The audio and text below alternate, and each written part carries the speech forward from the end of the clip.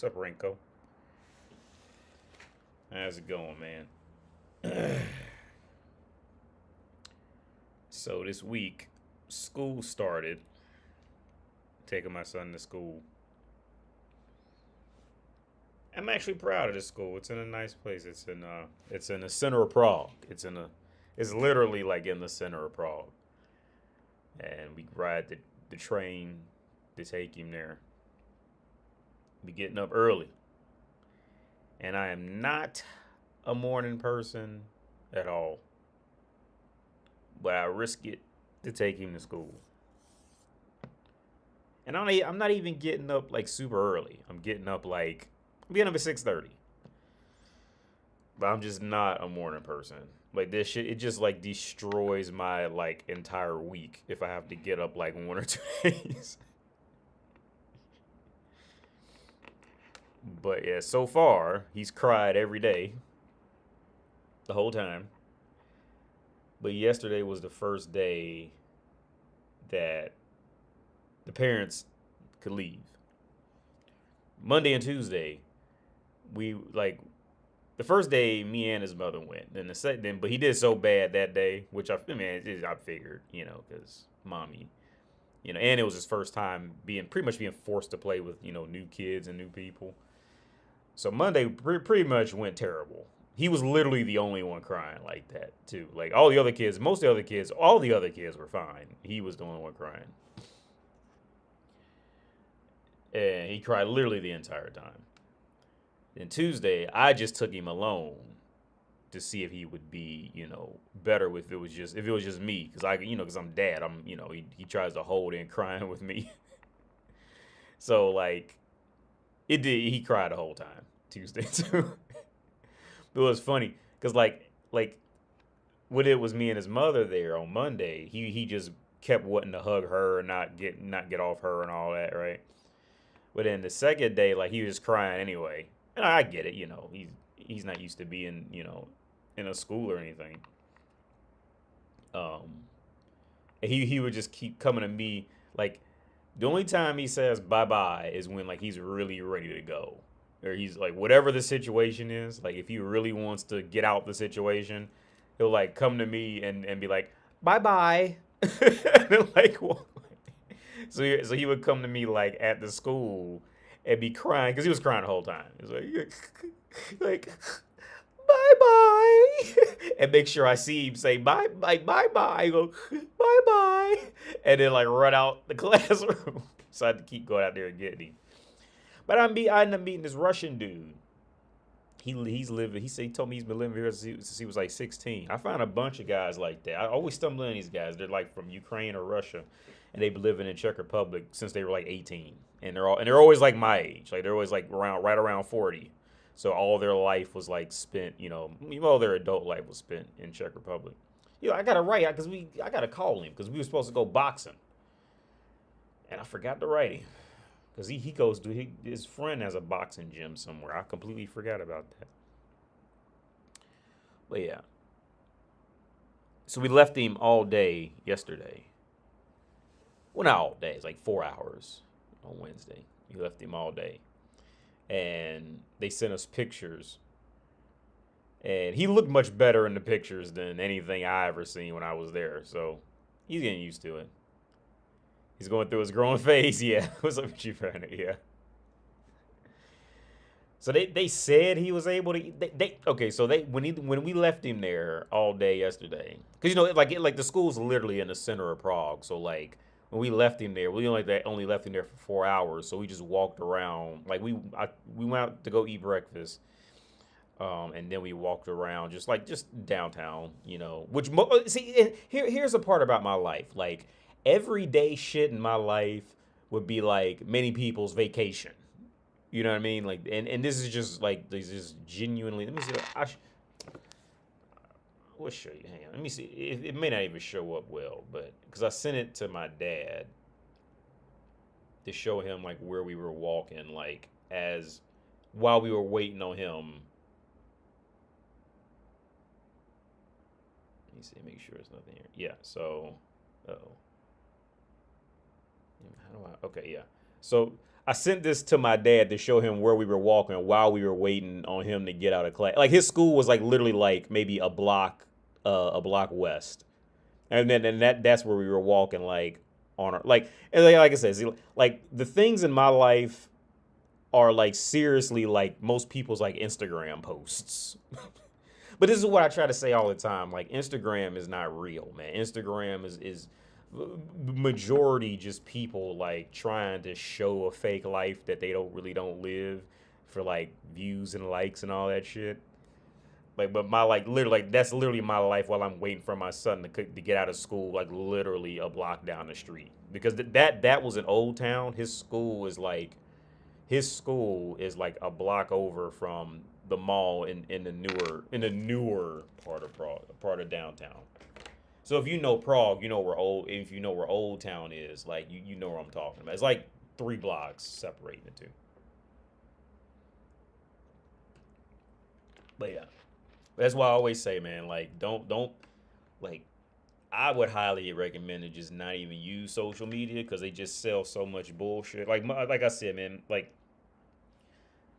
most of these people, especially women on social media, man, they always trying to sell some bullshit to you, man. For more views and more likes and all that shit. It's always the people screaming stuff. In life, it's always the people that's got to scream it that don't have anything. Right? It's you not all the times, but not all cases, but most cases it's the people that have to scream shit. Those are the ones that really don't have it's not their walk of life to do that. You know what I mean?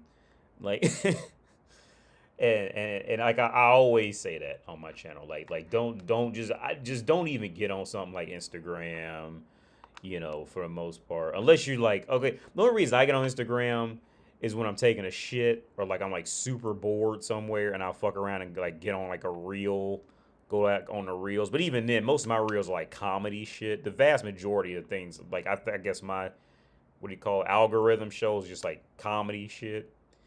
But like anything that's showing like people with expensive cars or a lot of that's bullshit, man. Speaking of that, now okay, this isn't bullshit, but if anybody's seen out in Portugal in Lisbon, it made worldwide news. There was a tram that crashed out there, right? And like I feel like there's a lot being left out of that story. So if you go, let's pull it up right now. There was a tram.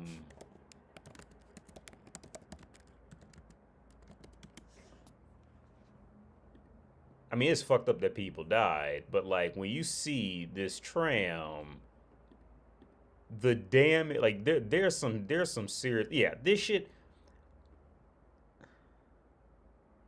Oh, let's look. Can you guys see what I'm looking at? Yeah, you can see what I'm looking at.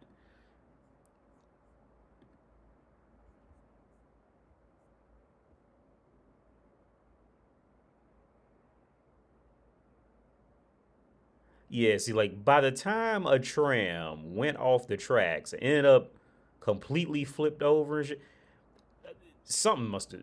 There's a lot missing from that story. Like they don't even go. Trams don't even go that fast and end up in that condition. You know what I mean, unless it was like some. You know what I mean, some additional external factors that played a part. I mean, this motherfucker was high as fuck, and the brakes went out, and they were tumbling down a hill and hit a hard turn and flipped that motherfucker. Even then, man, because they're usually tied up to the top. To at least I don't know how strong that is tied up from the top. But I'm called like that. As soon as I seen, I was like, yeah, no, there's more to that. Because I'd never seen trams go that fast. Where I mean, it flipped the whole goddamn thing over. I'm calling bullshit. I'm not calling bullshit. I'm saying that I'm calling. There's definitely a lot more. Here's the even I'm Nancy. Even if the wire snapped, like that's still that tram had to be going fast. Way like whether it was a driver that was just going way too fast. Maybe it was his first day. Maybe he passed out. Maybe he was drunk. Something like I think that Okay, first off, I think like most people who don't like, let's say like back in the U.S. where these things aren't common at all, they don't know. Most Americans wouldn't know what to make of that. But for people who like are around trams and see like in Prague, you see them all the time, but they're far more common throughout Europe. Like, okay, like bro, what? Yeah, yeah, probably lack of maintenance. Yeah, some there was more to it. That there was definitely like they would have had to be going super fast or hit something like that. That shit would not happen normally. Whereas like that fucked up. Did a car hit it? Like something. That's not right. That ain't right. And I feel like, well, as Europe is, communication is fucking terrible. So they'll never communicate anything properly. So you'll just never know. But I think it's being I think the way that they're presenting this is for people who know is very misleading. I think it's very misleading. But that's my opinion. What's up, Mr. Smith? What's up, Chef Dave? But yeah, but yeah, that's either something that the operator or that tram did or foul play. Yeah, yeah, I agree, MG brother. Yeah, so for sure. Yeah, man, definitely. Because they just don't even go that fast. They got a little speed to them, but they don't go that fast. Where they gonna end up looking like where people died off that. I think it was like 15 people died or something like that. It was like I think it was like 15 people died. It was some deaths for sure. I can't remember. Oh, here at least 16 people were killed. Yeah, like it ain't even like a sharp turn. Both ways. You can see. Well, okay, if they were coming downhill, that could have been a sharp turn. But especially not going uphill. That's a slow ass turn going uphill. But downhill, if they were going fast, that was a hard turn. I mean, it was, I guess, be kind of a hard turn. But even then, like, something ain't right. Something's not right. You got to see that. I don't think. I think there's a lot missing to that story. A lot missing to that story.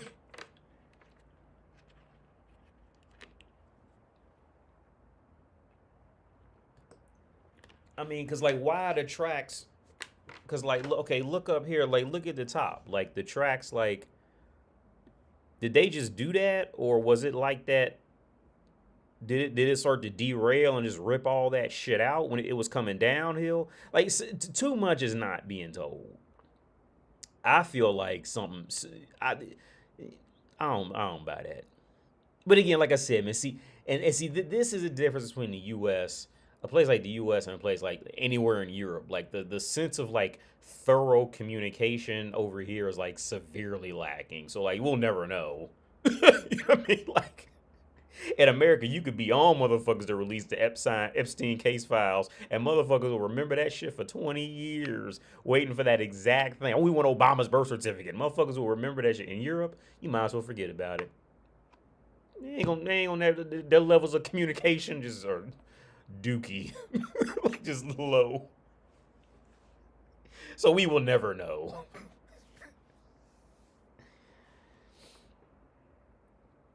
You crash right in front of a subway. That's probably the universe telling y'all that's safer to travel underground if you're going to use public transport.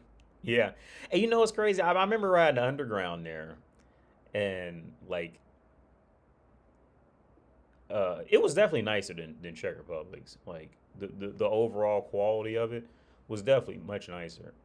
um, but it was also a little more confusing because Czech Republic, you pretty much just get on three lines and you can just ride them like to the like just one way all the way to the end is fine. But Portugal had a few like the area where that I was in had like where you can get off a train, get on another one, and it would take you like around to like a whole nother train that was on a separate little line. Like I had never seen that. So that was new to me. I was a bit confused. But I didn't get lost. I was like I was on my own at this point. And I just took the underground and like try to figure it out. But it's massive. It's way bigger than Prague's for sure. Um, but yeah.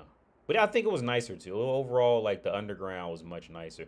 Now, in Kiev, their undergrounds have like whole shopping malls. like you could have like a legit city. Like in Kiev, I remember like in many of the streets, you don't actually walk across the street above ground. You have to go underground on. I'd say at minimum 60% of streets from memory I can remember. Um, I say at minimum like 60% of all streets where you would, in the U.S. we would say, oh, just cross the street. You can't cross the street. They'll have it like, like a border, so you can't cross the street and you have to go underground. And when you go underground, it's generally, um, you're at least gonna have a lot of shopping places down there, but many of them actually have like entire like pretty much entire cities underground.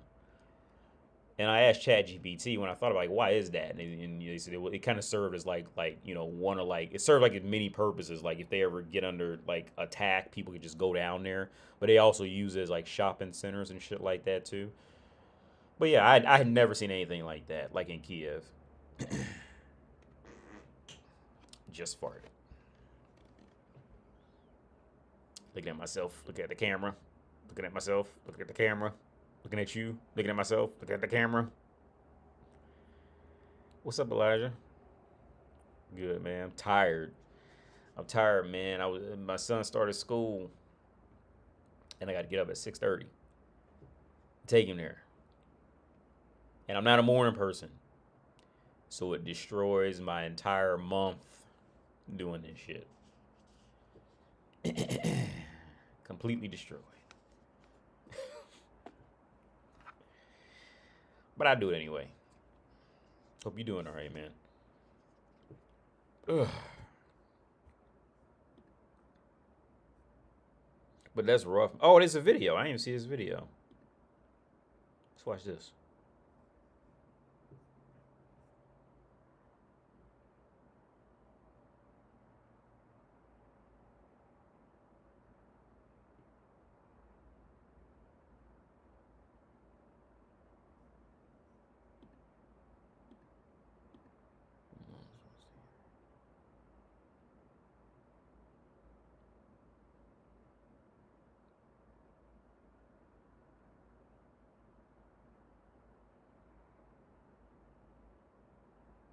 That's crazy. And you know what? Like, well, I remember, like, I wanted to ride. So the trams in Lisbon are not like Czech Republic, like, are not like Prague. So like, and this was one reason why, like, I didn't like Lisbon. I liked the smaller areas in Portugal better. I didn't care for Lisbon, but I liked like the little villages and the little towns way better. I would happily go back to like Faro. I would happily go back there, but I just really didn't care for Lisbon, honestly. It was cool, but I mean, it felt like New York City. The reason why I didn't care for it is because like it felt like being in New York, but you really had to like walk everywhere. Like in Prague, you're always like at maximum a 5 minute, 5 to 10 minute walk max away from a tram or an underground, right? But in Lisbon, like you can always be like a 25-minute walk away from a tram. Like, the good part was there was always something on every block. Like you were never like without. Like I think that's kind of consistent with Europe's like reputation. You would never be too far from like a restaurant or like a gas not a gas station, but like like a little 7-Eleven type place, something like that. You were always you would never starve or anything as long as you had money.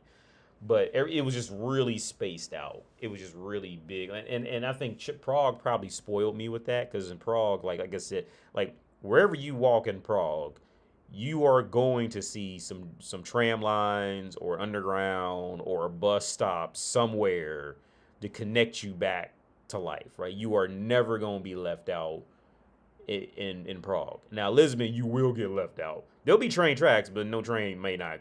I mean, there'll be tram tracks, but you may not have a tram go up there anymore, kind of thing. Um, but yeah, no, because I remember I was walking to the ocean. I was walking towards the ocean, and I had finally seen a tram that was like relatively close, but it was like, and it was one of them single, like the one that crashed. It was one of them single body trams, and it just felt too spaced out. Like it felt like an American version of Europe. like Lisbon, the parts of Lisbon that I was able to get to felt more like North America than Europe because everything was just spaced out. And like I didn't even feel I didn't even feel comfortable getting on it because I couldn't feel like I didn't feel comfortable how long it might go till it let me off again, kind of thing. Now, like I said, in Prague, you once you get on a tram or a train, like the good thing about Prague and Czech Republic is that it's hard to get like severely completely lost because you're always like one or two stops away from something you're gonna remember again. Now in a place like again Lisbon is far bigger, so you can easily get like you severely lost in a place like. I mean, okay, bro. Like I'm not saying I hated it. I mean, I would go back, but it wasn't like here's the I would enjoy Lisbon more if I stayed there for like months and just like existed and met you mean and hung out kind of thing. I think I would have enjoyed it a lot more. What's up, AD? I recently came to the conclusion I'm happier getting my needs met with a provider rather than looking for a relationship, as a relationship distracted away from my goals. Yeah, yeah.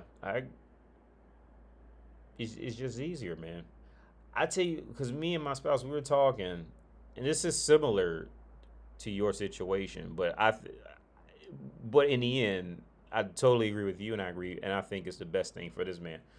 So my spouse, she knows this other woman who has a kid with, and okay, we know this other couple, right? And the other couple's husband owned a flower shop. He's a younger dude too, but he got an inheritance and went out and bought a flower shop. Well, come to find out, the flower shop is a horrible investment. Because I thought about opening one. When I seen that shit, I was like, no, I'm cool. I'll let y'all keep that. Um, but he bought it. He was younger. He got an inheritance from some kind of way, and he went out and bought a flower shop. Well, it didn't make a lot of money. He started gambling. He got addicted to gambling, and it supposedly got so bad that his parents had to give any money that he would earn from the flower shop or whatever. They would have to give it to the baby mama instead of him because he would just gamble it all and lose it all, right? So it got so bad to the point where he started getting drunk and started beating her up and all this, and so it got so bad to the point where here recently the baby mama moved out and got her own flat and left him wherever they were before. And I said, good. That's the best thing for him. I think that's the best thing for him. Because here's the thing. Because my spouse, she always gets mad at me because I always say some real shit. I'm the person who will go ahead and risk my friendship to tell somebody the truth. I'm that person who will always do that, right?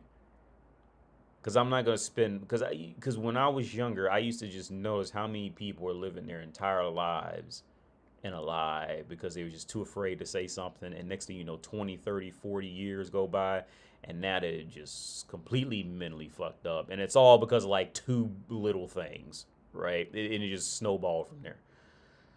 So me and so she always gets mad. It's nothing new. And I told her, yeah, that's the best thing for him. That would be the best thing for her and that baby to leave. That's the best thing for that man, right?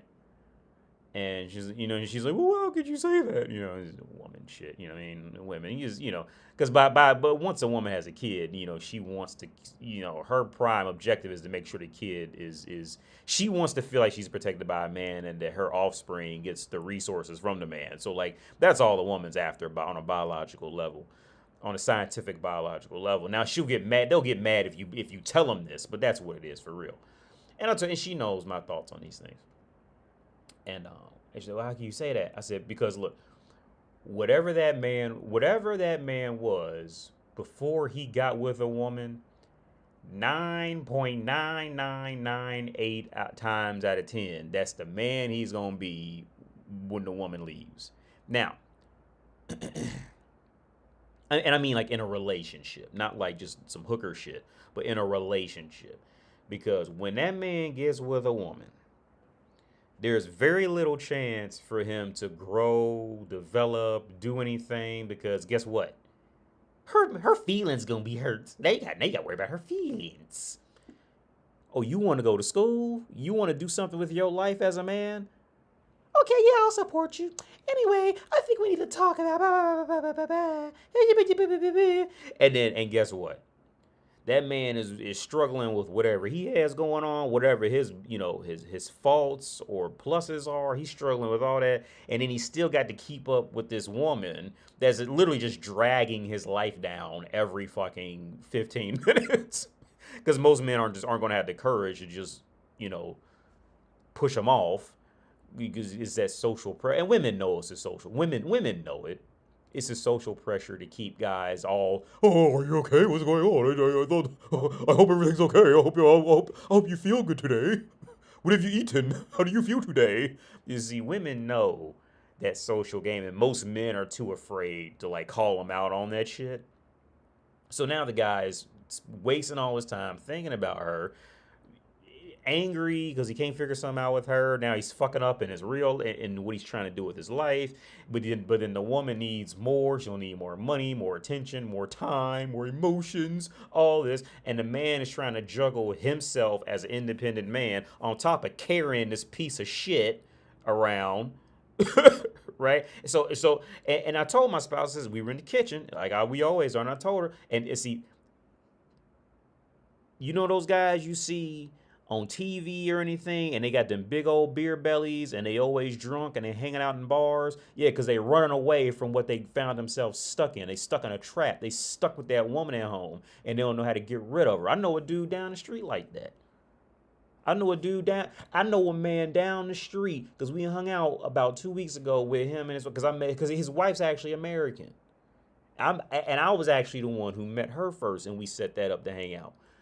I met her. It's this girl down the street. She's American, right? She's from Michigan, I think, and she's cool. And she used to be a model. And I seen her Instagram. Yeah, she's legit. She's tall, skinny. Those are always the ones who end up loving me is either friends or relationships. It's always a tall, skinny model looking ones. It's always them because I don't like them. And it's always those are the ones who like me. You know what I mean? and so we go over there as a couple to hang out and let the kids play. And like, she's a wreck. She's a mess. Right? But they got 2 kids together. And he's working at these Michelin star restaurants in Prague. Right? So he's going to work, pristine. And then coming home to a house that is just like, in America, we would call that shit white trash. It's in white trash. It is officially, I'm not judging her because it is what it is, but it is what it is. He's coming home to a house. In America, we would call that white trash. And he's stuck with her. Because he's too afraid to. He's saying we're the same age, and he's stuck with her because he don't have the courage to call her out on it. He doesn't have the courage because we just look at this shit in 10 minutes and say, yeah, he if they weren't together, his life would not look like that. Her life would, but his life wouldn't. But he's stuck with her because he had babies with her, right? And now he's working to pay for everything. She don't work. He's stuck with her. Right? The best thing for that man would be for that woman to get into her head that she needs to leave. It'll hurt at first, but he'll build and grow and become well. Okay, there's a much better chance he'll build and grow to become better without her in his life. Right? Just like my spouse's friends. That's the best thing for a man is to get rid. Okay, here's the thing. Especially if the man didn't already have certain permanent habits in his life of development and growth already in him before they met. Yeah, the last thing a man needs is a woman. You'd be better off with a drug addiction before you get a woman. Damn near be better off with a heroin addiction than you would getting with a woman. That's the worst. Women are the worst. That to any man. Okay, if you're trying to destroy your life, every man on earth would agree.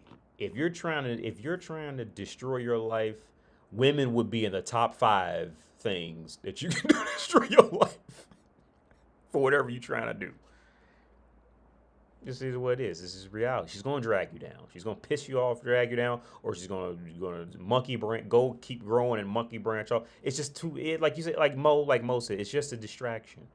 It's a distraction, right? It's especially if the man didn't already have some solidified intellect prior to getting with her. He's doomed. He's doomed.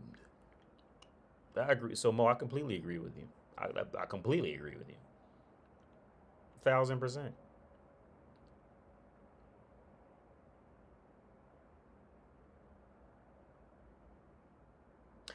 And like I'm a strong believer. I don't think a man and a woman should. I was telling my friend this back in Dayton. He calls me every now and then from Dayton, Ohio, and we was talking about it. And I said, I think it should be illegal for men and women to live together, like permanently. I think you should at least keep 2 other places. I think it should be completely illegal. I think it should be totally illegal for a man and a woman to own one place and live together in that one place. I think it should be illegal. Just from a basic saying, what was it? It's an older saying. It goes, marriage and family is a retirement home for the woman, torture for the man, and hell for the children. And it's mostly true. It's going to be a retirement home for her because she'll never do anything wrong. It's always going to be the man, right? It's a retirement home for her. You know. So yeah, I agree with you, man, 1,000%. It's distraction shit. But most men, unless you want to have kids, that's literally the only reason.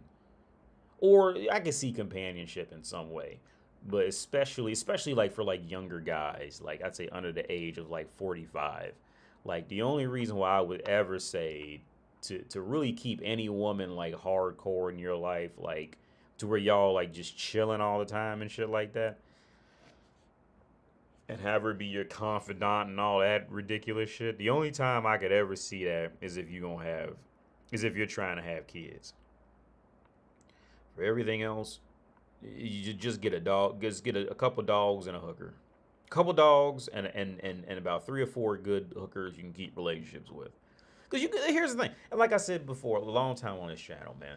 When it comes to prostitutes, man, like people who, here's the thing, guys who don't either know prostitutes or haven't tried it yet, they have a very a pretty bad misunderstanding of how that works. Because prostitutes are no different from regular women. You can find one prostitute who completely dumps you, like she doesn't like you. And you can find another prostitute who's like lukewarm. You're like, And you can find another prostitute who'd be amazing just to hang out with, right? I mean, you still pay her from time to time, but you don't have to pay her no $500, no silly shit like that. You know what I mean? Like, I would never pay that much. But you could find prostitutes. You could have an excellent relationship. You just hang out and talk and listen to them talk. Right? It's just like regular women. There's no, and here it's because especially in the West, because women are trying to shame men into anything they find pleasurable in any kind of way they possibly can. There's very little to no difference between prostitutes and like regular women. You know, and here's the thing. Once the women in the West get so desperate, they'll just always call every prostitute a sex worker who was like trapped against her will to have to suck dicks, and she doesn't want to have to suck dicks, and she cries all the time because her pimp will beat her up and forced her into sex slavery. You know, that bullshit that, you know, I mean, it'll happen somewhere, but for the vast majority of women, that's just not a reality. Okay.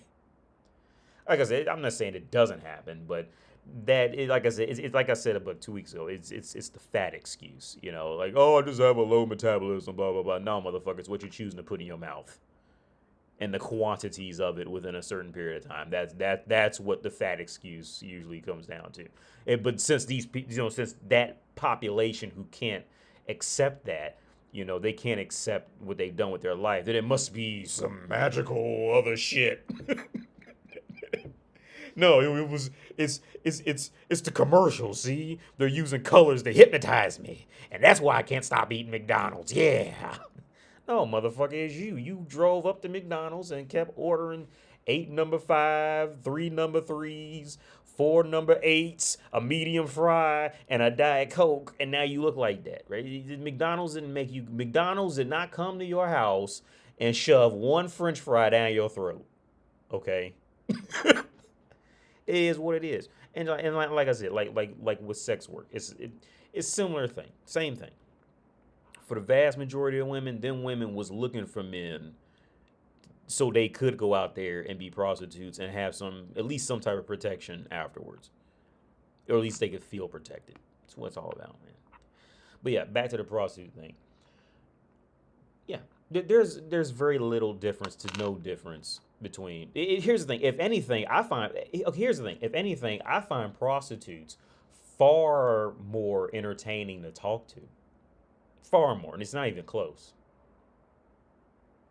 It's not even close.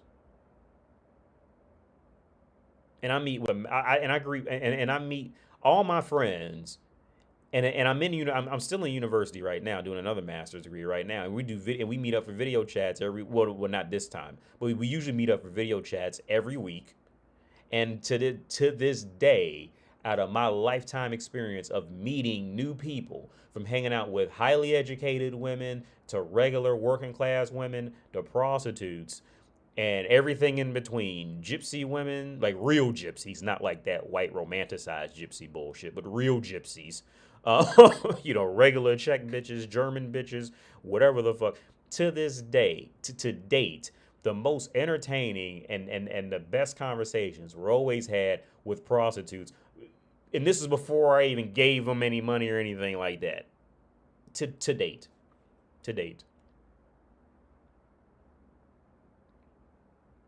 And that's just the honest truth.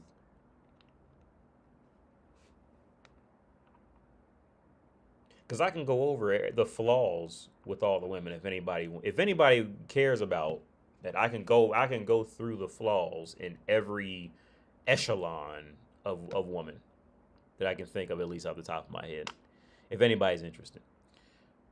What's up? Love the GTA San Andreas. Yeah. Mo, you said where's the previous comment? Let's go ahead, Mo. I don't see it, and I have it set on live chat, so I'm not seeing it, man. I tell you, if you can you copy it? If not, I can log in. I can go on YouTube and find, because I don't get every single chat sometimes, even when I set the setting to live chat and not just top chats for some reason. Because the last one I see is about as a relationship distracted from my goals. And what's up, Anthony? I see Anthony, Chef Dave. I'm gonna read through those. Bruce Lee, Grave Rave. Then it just says, "What's ABD?" Can you read my previous comment? You mean before that one, maybe? Let me try to scroll up. Oh, it's not letting me. I can't even scroll up. I don't know what's wrong with this. I can't even scroll up. Okay, now it's letting me scroll up.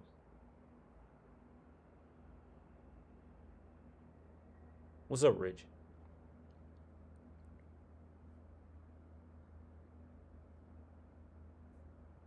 I'm not seeing it.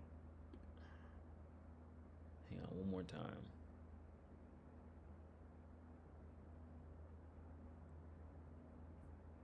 Yeah, I'm not seeing it. Let me read through the rest of these, and I'll log into YouTube and see if I can see it like in the regular. Okay. Well, I just have to be looking at my YouTube app and saw its notification. Oh, it's up in England. They call white trash. Is that what they call white? Okay. Because I've seen that word from time to time, and I never knew what it meant. I had no idea what that word meant. Chavs? Is it pronounced chavs? I've seen that word from time to time. And actually, when we were walking around waiting for the baby to get out of school, um, we went to this little Vietnamese shop, right, to buy him some food because we figured he probably wasn't going to eat. Because if for anybody who's late coming in, my son started school this week. So that's why I'm fucking tired because I got to get up at 6:30 to go walk him to school. And so this was the first day. Yesterday was the first day we left him in there for 4 hours straight without us being there. So we was walking around, killing time, getting stuff to eat and stuff like that, right? So we went to this Vietnamese store down in the center, and this Vietnamese woman, she could actually speak English. It's not always a certainty, especially if they're older, but she can speak English. And first we bumped into these two white dudes. They was from the UK because they were talking. And so I think I asked him like, hey, what's that? What's that? Because he had Roman numerals on the back of his ear, and it's been like 20 years since I even had to read Roman numerals. So I asked him if I had the date right, and so we got to talking like that. So they asked me where I was from, and they assumed America because the accent, and they were saying that I talk like I sound like a movie, and I always tell people from the UK the same thing. UK and Ireland the same thing. Their accent sounds like they are immediately hyper intelligent. You know what I mean? Like every person's accent from anywhere near the UK or Ireland, every person from there sounds like they can solve the equation for time travel in like 15 minutes. From just because how they sound, the accents, right? So they were asking me, if they sound, because I told them they sound very intelligent. Like I would assume they were like super intelligent as an American, and they said I sound like a movie when I talk. So they asked me if they sound posh or not. And I said, oh no, it depends on the setting. It depends on the setting and the person. But no, they asked me if they sound like a snob. I said no, you guys don't sound like snobs. You just sound really smart. And then, after that, so my spouse, she got like a bottle of water and like this cheap little chocolate, like candy egg. In a regular store outside the city center, these two things would have been maybe $1.50 in total. Maybe $1.50. Like a little chocolate candy and a bottle of water, in Czech Republic at a regular store, maybe max $2 for this. She goes up there after I was talking to, because they were in front of us, and then after they already bought their stuff and walked out, she went up there to go pay for it, and she said like 138 crowns, right, which is like about $7. And like I'm always the one like no, because if I know that this is priced terribly, I'm not gonna buy it. And this is the first time I ever seen her do that, because she said no, I just can't do. She said I can't do this.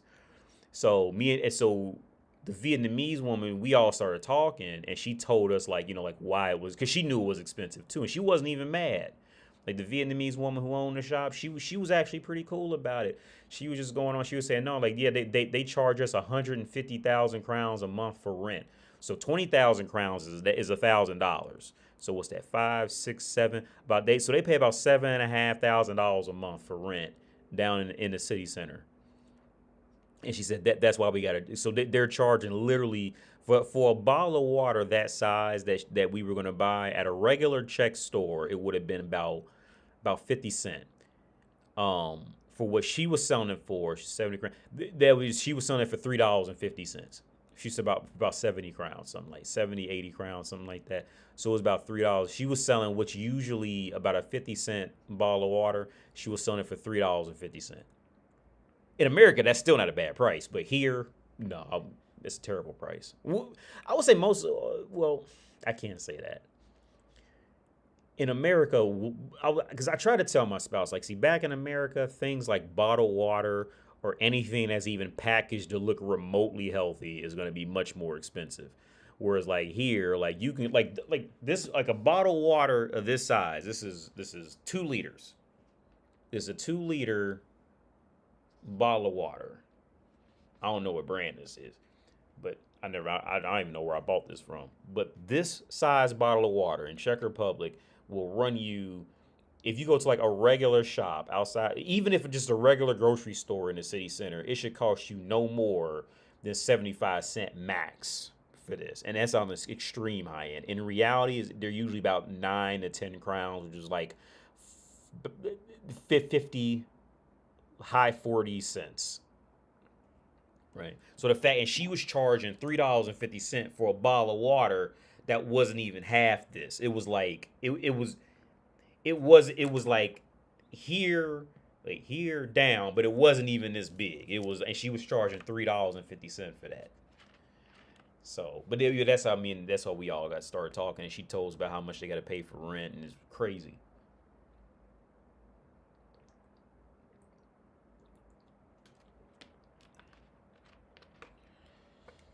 I want to have kids. I travel abroad and have kids, but that has its own struggles. Oh yeah, language, depending on where you go, man, what languages you can speak, the language barriers and all that. And then you gonna get homesick sometimes, and then they not, your spouse ain't gonna understand unless both of y'all get up and leave and go somewhere else. She'll never understand, you know, because you gonna be, off sometimes. Especially like if you like in my situation, right? Like me being in Czech Republic, like my spouse, I think a lot of times she really forgets that I really can't read or write Czech that well. I just be winging it, and figuring it out. So you know,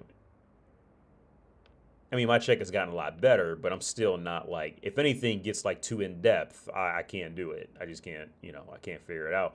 Like, especially, if Google Translate doesn't work, like for example, like, let's say like if something's written down, but it's on a curved surface, like let's say like a water bottle like this, like sometimes Google Translate won't accommodate for that curve, and it's like cut off like the text to right here and only like translate that, so it'll be completely wrong, and you can't really like, I guess you could do that panoramic camera. Now I just thought about that, and then capture that and then use Google Translate on that picture. But it has its own struggles too, for sure.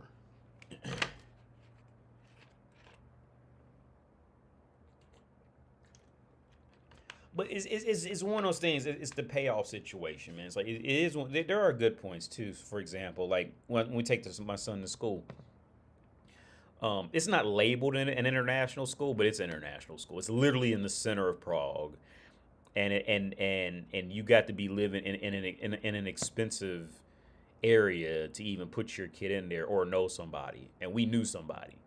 My area is not cheap though, but we also knew somebody that got us into that school, because or else we really shouldn't be, he really shouldn't be going there.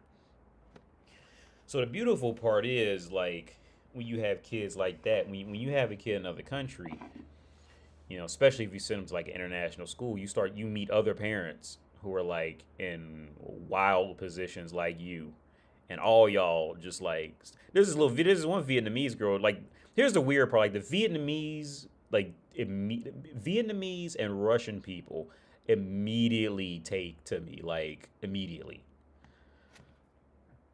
And there's this Vietnamese girl. She just walked up, started talking to me in English. She asked me if I spoke English. I'm like, yeah. And we got to talking. Her English isn't perfect, but it's good enough. And we was talking. And the Russian dude, I talked to him for like an hour. Probably longer than that, for real. But yeah, it's people from all over the place. So you get to like, just, and then you see like, okay, here's the other big thing for me in the U.S. was like, and I always tell European people this because it's crazy to me. Like, living in America, everybody, especially when I was a kid, everybody spoke English. There was no, other languages were, at best Spanish, and everything else was just like, something we've heard of, but nobody's going to take the time to even try to learn it.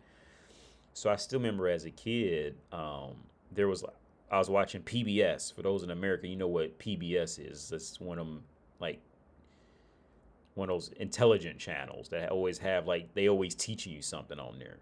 I used to hate it as a kid, but now that's the only channel I watch when I go back to America.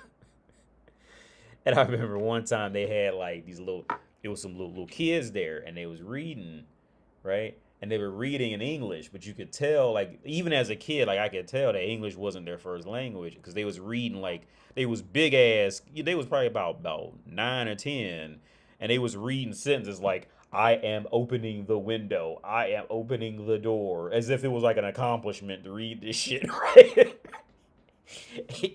And it was wild to me that like that kids didn't speak English. Or they had a struggle with it, and they weren't like like mentally off or something like that. They just it wasn't their language. So a big thing for me when I would leave the U.S. when I started leaving is when I would see small children speaking whatever language their native language was, and like I still had this like feeling that they should know fluent English, right? Even though I'm in another country. Like Patrice O'Neal said, like like I'm in your country and you need to speak my language, kind of thing. That colonizer leftover shit. That's leftover colonizer. You speak. I expect you to speak my language. You know what I mean? So yeah, it's something I still struggle with. Like sometimes it still pops up, that superiority complex and inferiority complex of being. See, this is the weird part about being a black dude, like out or just like a brown American outside of North America. Let's just phrase it like that. This is the weird part about being a brown American outside of America, and these are the hard parts when I try to like. For example, like my Russian friend, I was trying to tell him the realities of like the political situation in America.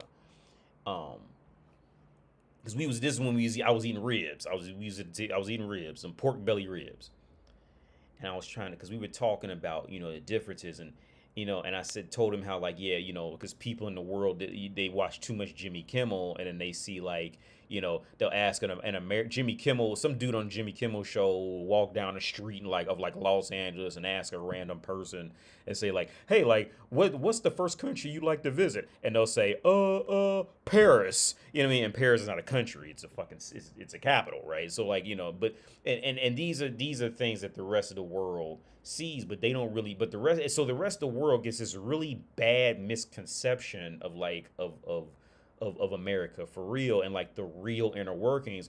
And it's super weird. And I've said this a while back. It's super weird how like the rest of the world is like pretty much just as ignorant as North America. But the thing is like they don't.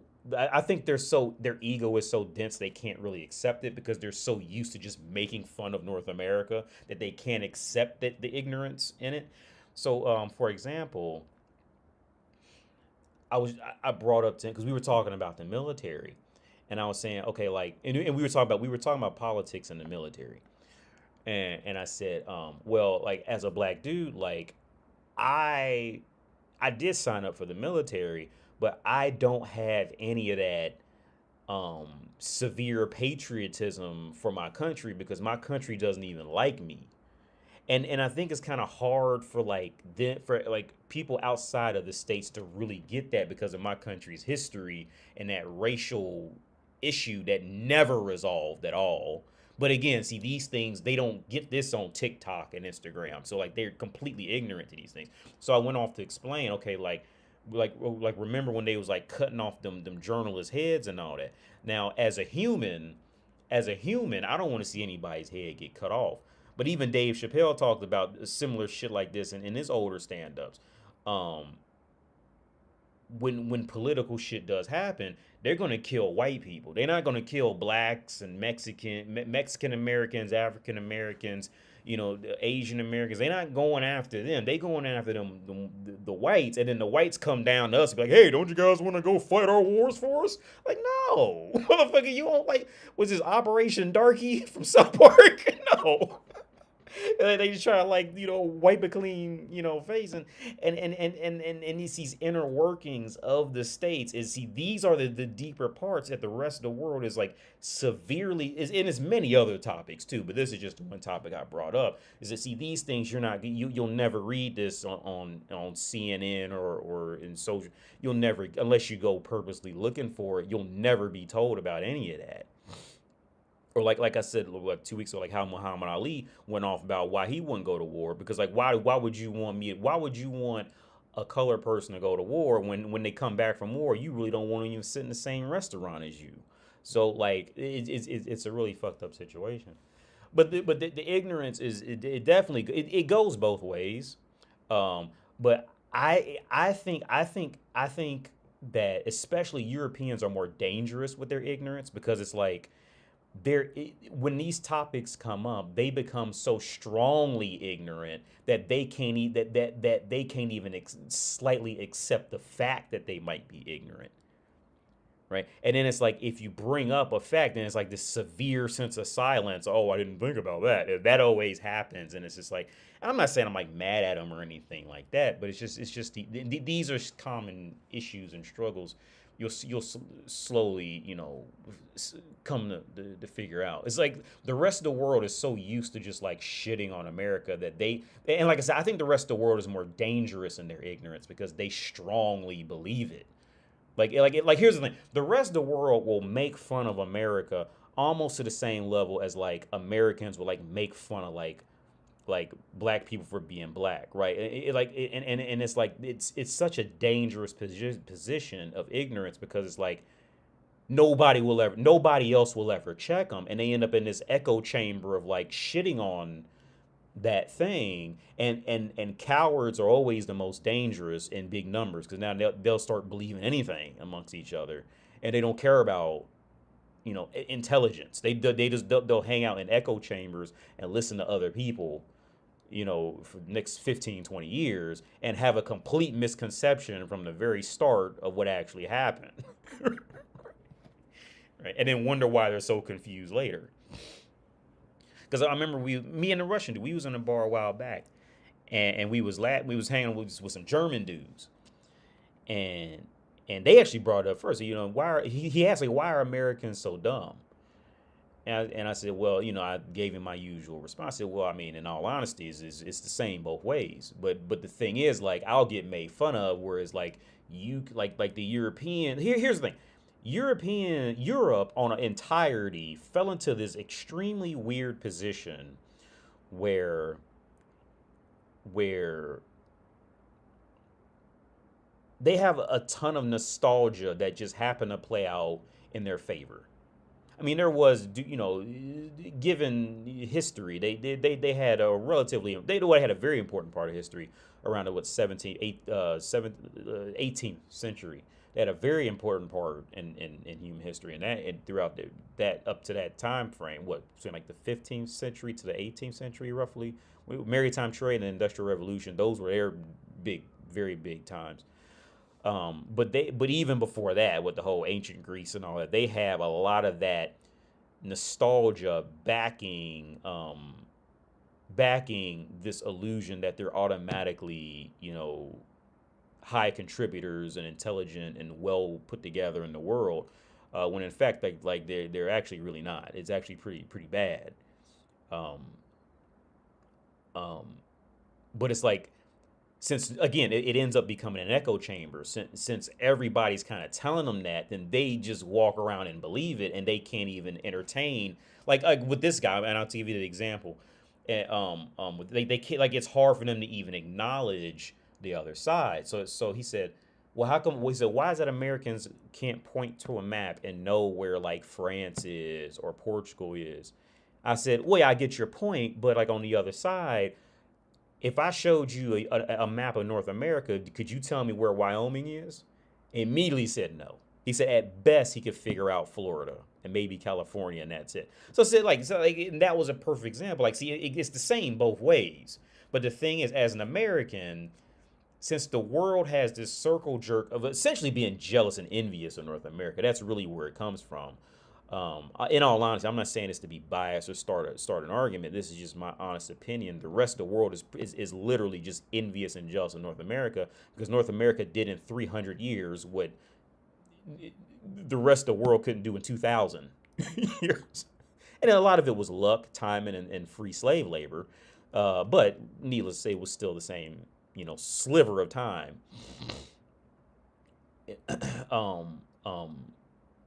the rest of the world, it has this circle jerk echo chamber of just make fun of America and whatever they say they're dumb kind of thing. But if you start thoroughly explaining anything and then put it in a different scenario and explain it to them, every I've never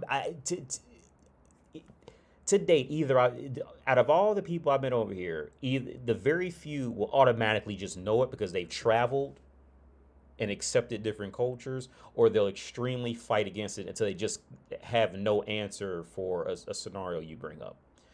And I don't say this to like rub it in Europe's face, but it's just the reality. Like I truly believe that their education system based off of their development is extremely behind in terms of critical thinking, courage, development, innovation. It's extreme, and these are just facts. It's extremely behind. I'm not saying this to bash them, but it's just the brutal reality. And it's all the, and in a sense, it really has to be, because over here they're just extremely segregated. Like they severely segregate themselves, right? Whereas in America, like, we have this weird sense of unification while being separate, even though we have racial issues and all that.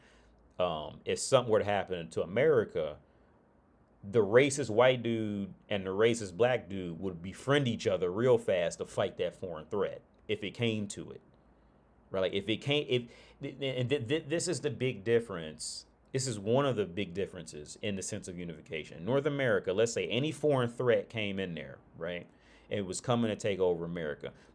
The most hardcore racist white dude and the hardcore racist black dude would unify to fight off that threat, because they're gonna fight off to keep America there.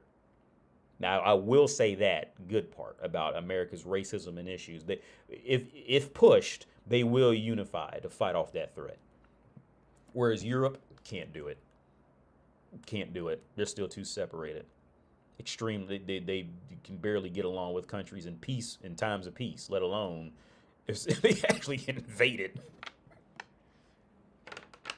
Y'all see Ukraine. Ukraine went through all that. Oh, I forgot to bring that up. So Ukraine I don't know how completely legit it is, but Ukraine just made an agreement with like 3 countries in Europe that Ukrainians can get like a Czech passport, and Czech people get a Ukrainian passport, and they're trying to spread that shit to North America and Canada.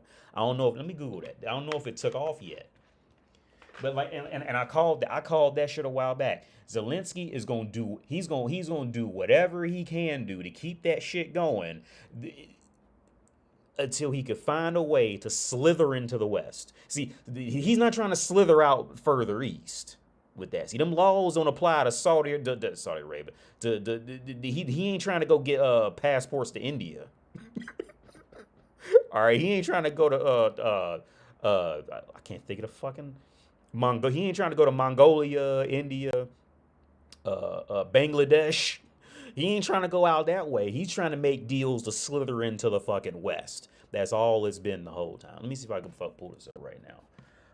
Ukraine passport deal with.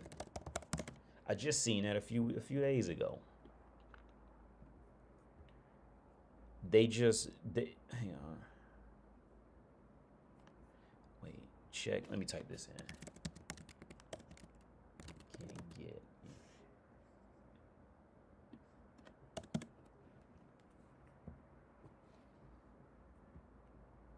Here it is, right here. I just seen this. I don't know how legit this is, but I called this from years ago. That's what he was going to do. Anything he can to get his name in history that he got Ukraine to get slithered into the West by any means. They couldn't get into the European Union. See, everybody forgot about that. Y'all remember that when they was trying to get to the European Union and they got shut down hard. Y'all remember? And I called it back then. They was trying to do that shit. That was the purpose of it.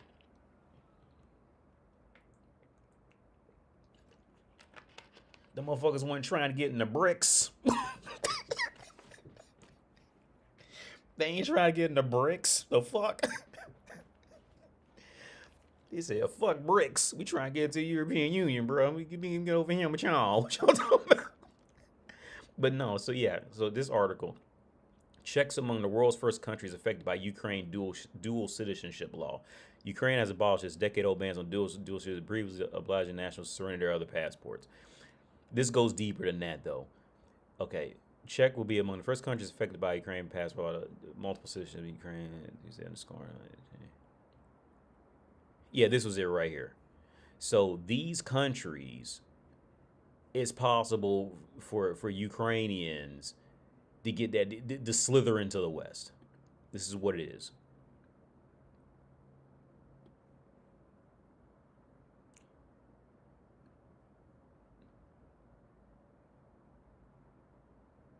Yeah. So and I forgot I was talking. So if anybody's interested, for anybody who's interested, I'll leave that up. Um, but yeah, I was talking to somebody. It was another American somewhere, and we were talking about how like the news was trying to show Europe as like loving Ukrainians. Ukrainians were hated in Europe. They were pretty much a step above the gypsies. You know what I mean? Like the Ukrainians were the Mexicans of Europe. They were about the and I don't have anything against Ukrainians. I don't have nothing because again my culture and perspective says it should be different. Coming in from America, if you're just white, you're just white, and then that's just it. But in Europe, they really get picky about other whites if they're richer or poorer than them. They get real picky about that. um, but no, like the Czechs, I remember when that war first. I always say this, when that war first started, and them Ukrainians was coming over here, dude. Every Czech person I knew, if I got them on the phone or we were hanging out like quietly somewhere, they would all say, I want them gone. I don't like them. They'd be all in the grocery stores and like, cause they knew what it was too. Like they were, Ukrainians were the Mexicans of Europe in their culture.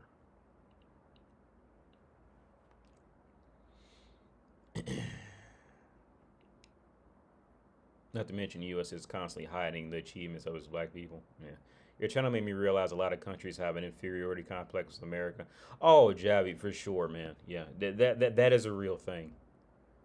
That's a real thing. And see, we were talking to some people a few days ago, and I don't know if you watching, man, but somebody who watches here, he comes and visit me sometimes, and we was talking to some people from a richer European country, right? See, this is the other weird dynamic. See, it's these little parts that never get exposed to like CNN. So like the rest of the world just like kind of lives with the mentality that America is like their country, but just with all the negative, right? And that's it's a decent perspective, for a person who's ignorant. It's not a bad perspective. It's a normal thing.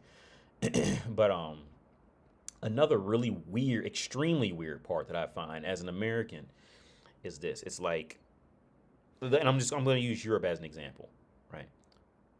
Let's say a European country is like struggling, but they have the history of being like wealthy or whatever like that, right? Or they're in trouble, right?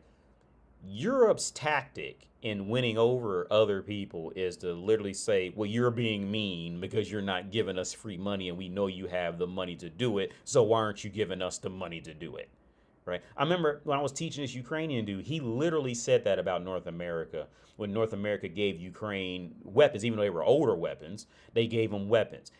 His counter argument was like, well, it was basically free. You guys weren't even using it. It was sitting there. Bruh, we gave you weapons. Even if it was old shit, we gave it to you. Right? There is a sense of like deeper entitlement throughout Europe. Right? And I don't know how to properly explain it. Or maybe I could be ignorant, not seeing something, but whenever there is a political issue where people are struggling and like something happens, like Europeans expect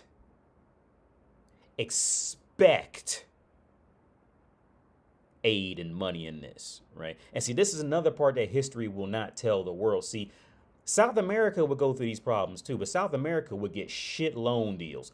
Europe would get free shit. Europeans have this really, and this is what I'm saying. Europeans have a very confused perspective on history, and like I said, I think their school system suffers because of their own egos. Okay, whenever it came time to bail out countries or continents, Europe Europe would literally get either just like complete forgiveness or pay us back whenever you feel like it kind of thing. Whereas like the poor countries, the brown countries would never get half of those deals. They was getting strict repayment plans. If they fucked up, they get punished for that shit. Right? And see, these are the part that Europe they don't even so at this point, Europe expects free shit. They expect if there's a world problem, if America don't help them, now they don't like America. Y'all Americans, y'all mean now. Now, let's flip it. Let's say America needs help. Let's say America needs help. Let's say America needs some help. It's gonna put a dent somewhere.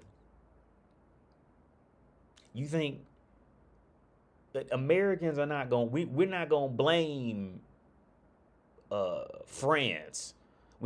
You will not find an American to be like, well, France didn't help us out. Why are they being so mean to us and blah blah blah. It's basically free money. Like we would Americans, because as Americans we have that independent mentality where and it comes from the founding fathers of the country. It comes from that origin state of once they pretty much just raped and killed the natives there. After that happened and the country actually like formed as a unified area, relatively speaking. We were alone. We could not just wait on Spain to give us money. We couldn't go knock on the door of Spain like, hey, do you guys got some milk and sugar? We was alone. So if we had a problem, we had to solve our problem. We're sitting up begging some other country, hoping they come help us out and all that. See, and these are two very different perspectives that gets put down on a people level. And see, it's these little things why a while back someone asked me who would be the harder worker? Would it be the average American or average European? I say 10 times over the average American for sure. Without a doubt, without a question. Our culture is built on cutthroat. No work contracts, no loyalty to a job. Our culture is built on these things. Whereas you come to Europe, you gonna sign a year-long work contract, and if you decide to leave, you have to stay there for 2 months until you can leave, unless you come to an agreement with your boss, which is relatively rare. You have to stay at that job for 2 months. There is no cutthroat over here. Unless the company just moves to another country. Something I've heard of those stories happening. But even then, they have far more benefits that keep them afloat. Europe's big thing is stability because they were so severely unstable throughout human history that, again, I'm not bashing Europe. This is just the realities. Europe's history is far more focused on stability. Whatever we can do to stay stable. We don't care about anything else. If we could just stay stable, we'll just do it. Whereas America, we're built off of independent and becoming disruptive. We will create technology and then put it on everybody in the world to now use our technology. And then they'll start making their little offshoots of our technology, and these kind of things. But Americans, like an American thing is to be like that. Right? American thing, I was talking to, if you watch me, we were talking in the restaurant. America's thing is that when you turn 21, let's say as an American you turn 21 and you decide to go to college to become an accountant, right? And then you work as an accountant for 5 or 10 years, figure out you don't like it, and then at 40 you go back to school and get a whole nother degree in something completely different and reinvent your whole life. These are American things, that creation, that innovation of being alone and adapting and rebuilding your life. See, building and adapting, these are American traits. European traits are you go to university, get you one of them little 3-year bachelor's degrees and whatever, and then that's it. Their culture is not that sense of reinvention. It's nowhere near as common over here. It's like they have a one shot and that's it. maybe 2 shots, but they don't have that, and that's not common. I'm sure people have done it, but it's not common. It's not in their culture to be like, again, stability. It's that keep that. So the good part is, yeah, you have stability, but the bad part is once Europe got to that level of stability, they lost all sense of technological development. Before the stability really hit, pretty much before North America had to come over here and make Europe get along with each other, Europe was doing great with technological advances, but they were always in wars every 5 goddamn minutes, killing each other. Either they was killing each other or they were so filthy they were infecting each other on accident because they were just extremely dirty and filthy, right? So it's like, so when Europe finally did get to that level of stability, they lost all sense of technological development because technological development means disrupting. And it's the opposite of stability. So more times than not, like they won't get any help or funding from other Europeans. They now have to go to the West and ask them for help for anything that's going to grow. And like I used to always say, it's great. Like Europe's great. If Europe's great if you want to make beer and make bread or cook meat in a great way. But anything after that, you got to go either to the West or somebody that's influenced by the West. It's just how it is. Just the reality. Europe is the continent version of Jaden Smith. Europe is essentially a Nepo baby that expects the best just because of the people who came before them gave them unearned benefits in the past. What's up, Jam? America and Asia are ahead of Europe now. I can't think of any significant innovation coming from Europe recently to know that's a good. Well, yeah, yeah. And maybe people don't have to agree with me. It's fine. I'm not gonna be mad if people don't agree. But yeah. But again, like I said, 2 weeks ago, if I had to pick one to live in, I'd pick Europe. Even though they can be extremely ignorant to just a general understanding of like where they fit into history, you know, like in time, like in historical violence and these kind of things, you know, even though they can be extremely ignorant, I would still pick here for other reasons, for sure. I wouldn't pick their education system. If I can go back in time, even with their education system being free, I would not go to a European university. Maybe something like Cambridge if it was like an elite school, but like definitely not one out in Czech Republic. Yeah, absolutely not. Absolutely not. Their education system is pretty bad. These motherfuckers are still taking degrees in like medieval Renaissance, like legit degrees. And did you even know that was possible back in the U.S.? Did you even take a degree like that? I didn't. They still do it. They are legitimately doing that shit. They are going to school. They are going to university to get the most obscure degree you can, because in their culture, like I said, that stability. That in their culture, they still have a thought for that shit. You can't find look, unless you went to like an elite school where they just had time to fuck off. Like they parents was rich, so they like Jaden Smith could go study medieval Renaissance. You know what I mean? Because he got money already. He don't need to go work. Right? I mean, them rich kids, they can go study art philosophy. They can go get a doctorate in art philosophy because they don't need to work. Their parents already got money, right? But most regular people ain't got time for that.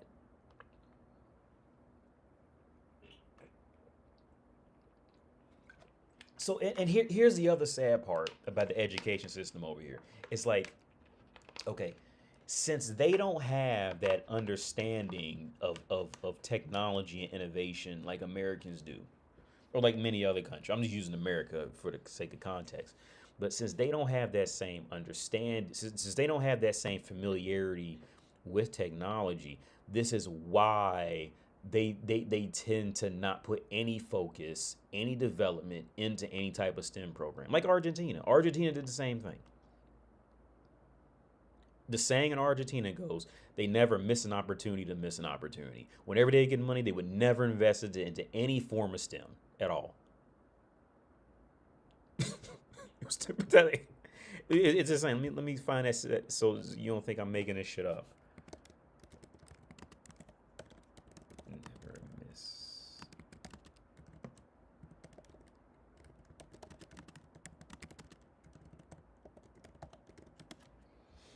It's a saying. Yeah, the phrase Argentina never misses an opportunity to miss an opportunity. Yeah, yeah.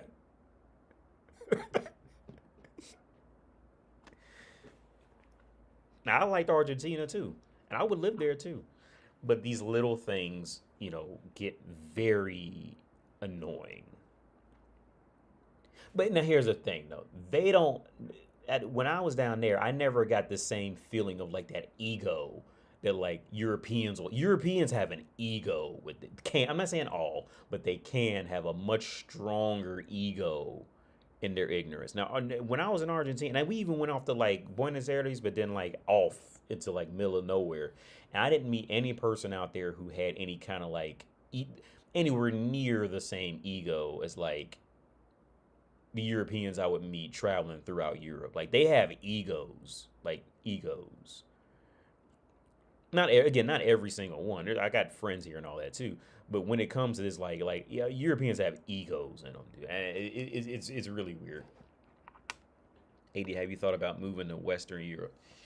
No, because most of Western Europe's economy is complete dog shit. Mostly because they've never really developed out that out of that mentality that you have to be born into a certain type of family, and if you're not, then you're just not ever going to make that. And then on top of that, I genuinely hate using having to use being American to have people treat me decent, especially as a black dude, right? I genuinely don't like how that feels. Like I hate it. I hate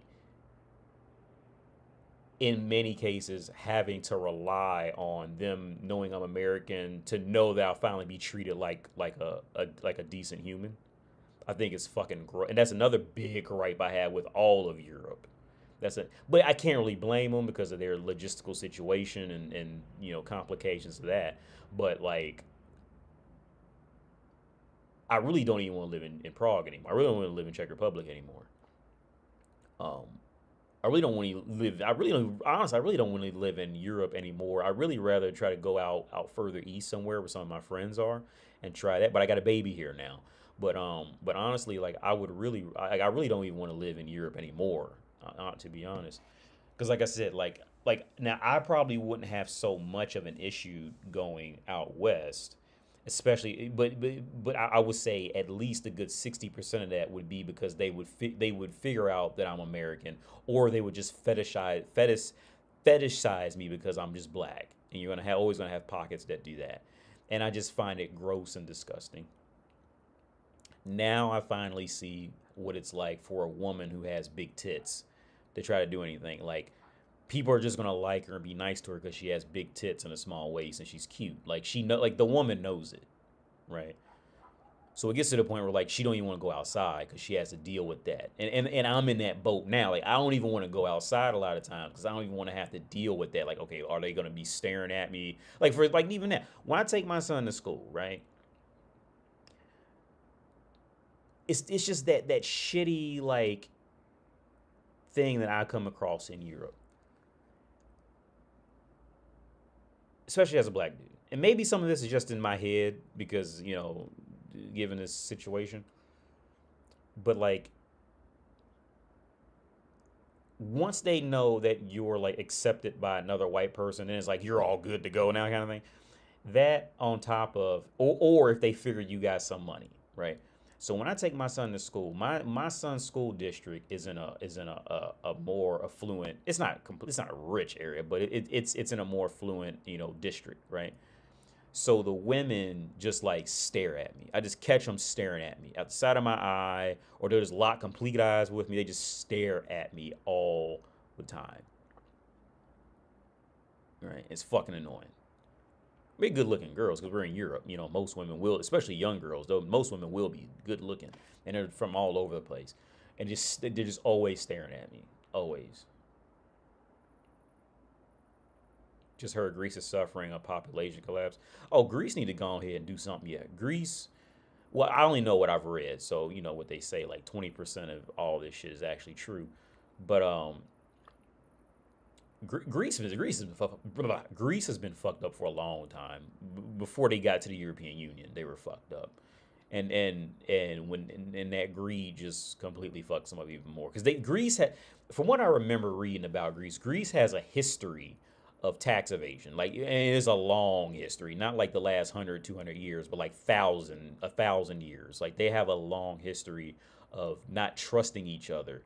So when the tax man would come around, you know, tons of years ago, they would find ways not paying this and that. Greece has always had an issue with taxes. Always. They have always. I think what was it? I think in order to fix Greece's financial situation, one dude was talking about it somewhere.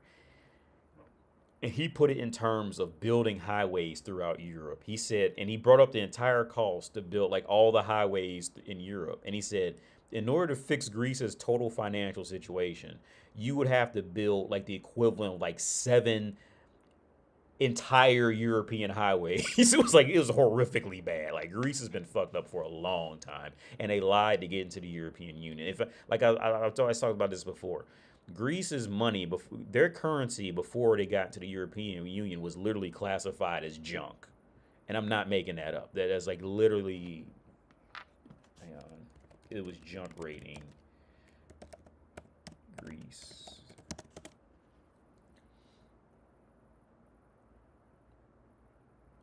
What was it?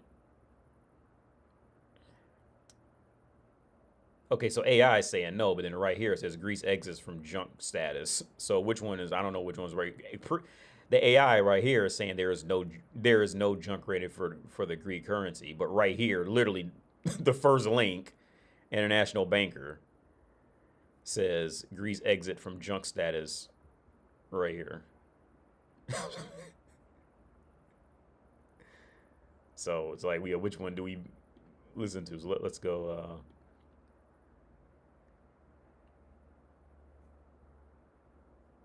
Well, yeah. Well, Reuters. I don't know how to pronounce it. Investors bet Greek bonds have shed junk credit, or credit rating. Maybe not the currents, but the credit rating. But yeah. But see, these are things that I would bet you most Europeans don't even know. If you come into and ask them about it, they wouldn't even know it. But Americans are dumb, right? Because that's just the world narrative. You know what I mean?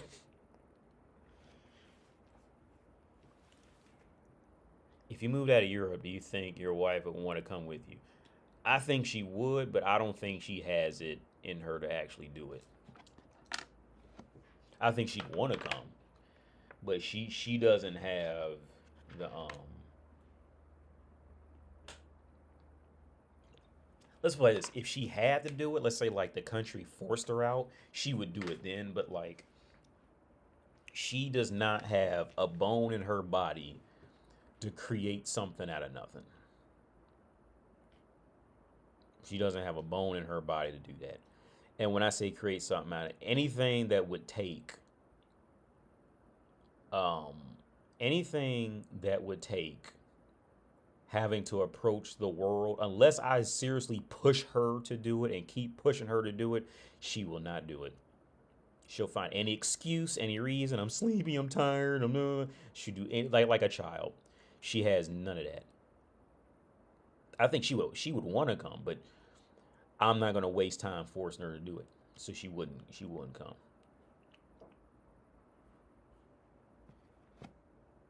They stare at you like in the movie Get Out. Yeah. Yeah. Europeans are so cultured. The second somebody comes in the room who's not white, Homer Simpson eyes. They be look like Homer Simpson.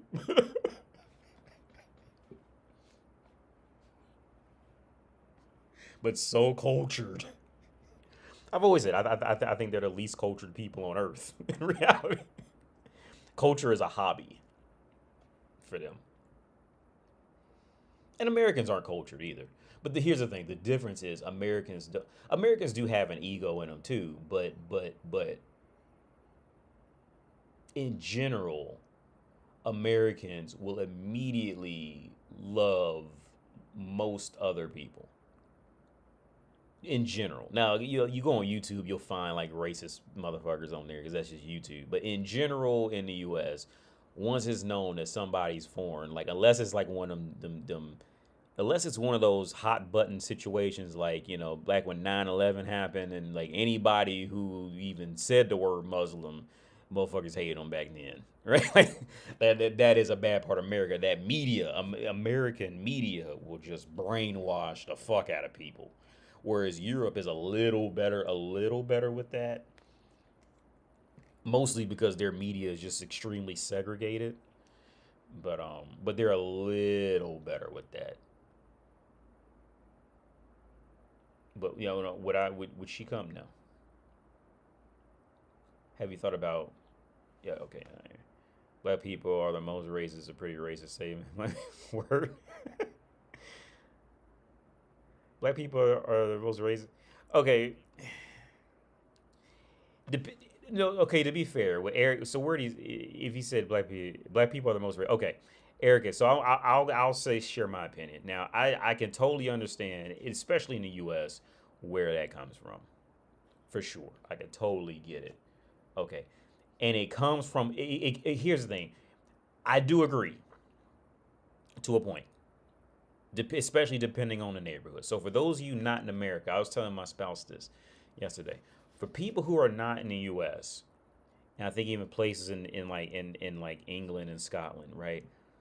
In the U.S., we have entire neighborhoods that are like essentially sanctioned off for like poor, black, these kind of things, right? That are generally going to be black or just generally like white trash or poor. We have entire neighborhoods like this in America. Now, I can totally see where Eric is coming from with this. Because again, I grew up in the suburbs, but I had family that lived in or near hoods or in very low income areas. And I had a relatively decent amount with just terrible parts of town, right? So again, in the US, that the American history has an unbelievable amount of racial issues that have never been acknowledged or dealt with in any kind of healthy way. They've just never been acknowledged. Now you have even worse things going on in Europe, but again, America does get more attention for African Americans than let's say the gypsies in Czech Republic. Like let's say for example, I guarantee most Czechs don't even know this. In Czech Republic, the Czech government got busted sterilizing gypsy women or Roma women. And this happened I think 15 years ago. This just happened. But they don't get worldwide. Again, see, these other countries can hide their shit in their own language and no one will ever know. Let's pull it up right now. So you see, public. This happened. Unlawful sterilization. Yeah. See, these things won't hit worldwide. See, now that is what a real older gypsy woman looks like. See, them little white women in North America talking about some, I'm a gypsy woman, and they try to be sexy, or like in that Sherlock Holmes movie where Noomi Rapace was playing a gypsy, and she all clean and tidy and looking fuckable and all that. No, bro. When they get older, usually they end up looking, and she looks a little good compared to the ones I be seeing. Once they get older, they'll be the most beautiful girls when they're younger, but they just have 8 kids a lot of times by the time they're 25. Just gross. But yeah, I want to say is that, yeah, here it is. In 2012, that was the last one. Can you guys see that? Yeah. See, these are the stories that Europe keeps very hidden, and they don't let the world, they don't talk about this all out. And if they do, they do it in the most slickest ways. Like when it, what was it? Was it the Netherlands that the Netherlands they apologized for slavery out there and was in that East Asian area, but they coincidentally did it during COVID when nobody would pay attention to it. They could have apologized at any time, but they waited exactly at that moment when the whole world was focused on COVID to apologize for it. And coincidentally, that's when I got shut down on Patreon after I posted that on my Patreon. And I didn't even make people pay to click on it. I just put up there for free. But yeah, they was killing gypsies up till 2012. Roma women were told that their children will be taken away unless they agree to the procedure. Yeah, see, these little things, these are the stories. They hide this shit. They hide it. The world will just never know. And this is where I'm gonna go back to Eric X's statement. This is where African Americans do have it much better, since America literally dominates world media. At some point, like they'll pick up on little tidbits here and there that, like, you know, African Americans are like rough. One thing I asked ChatGPT though is this, and I thought this was really weird. Maybe I should call King Riches and ask him what he thinks about this, because he's from the UK.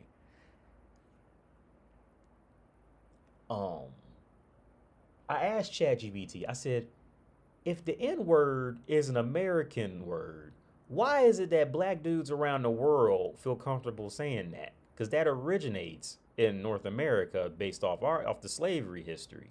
And it explained, ChatGPT explained to me that the black guys around the world can use that word just as a sense of like known unifying struggle, but it's also like a trendy thing. Whereas like African Americans will use the word, you know, as like pretty much like a coping mechanism for like literally just getting raped throughout American history. Getting raped and beat up is called a spade is what it is, right?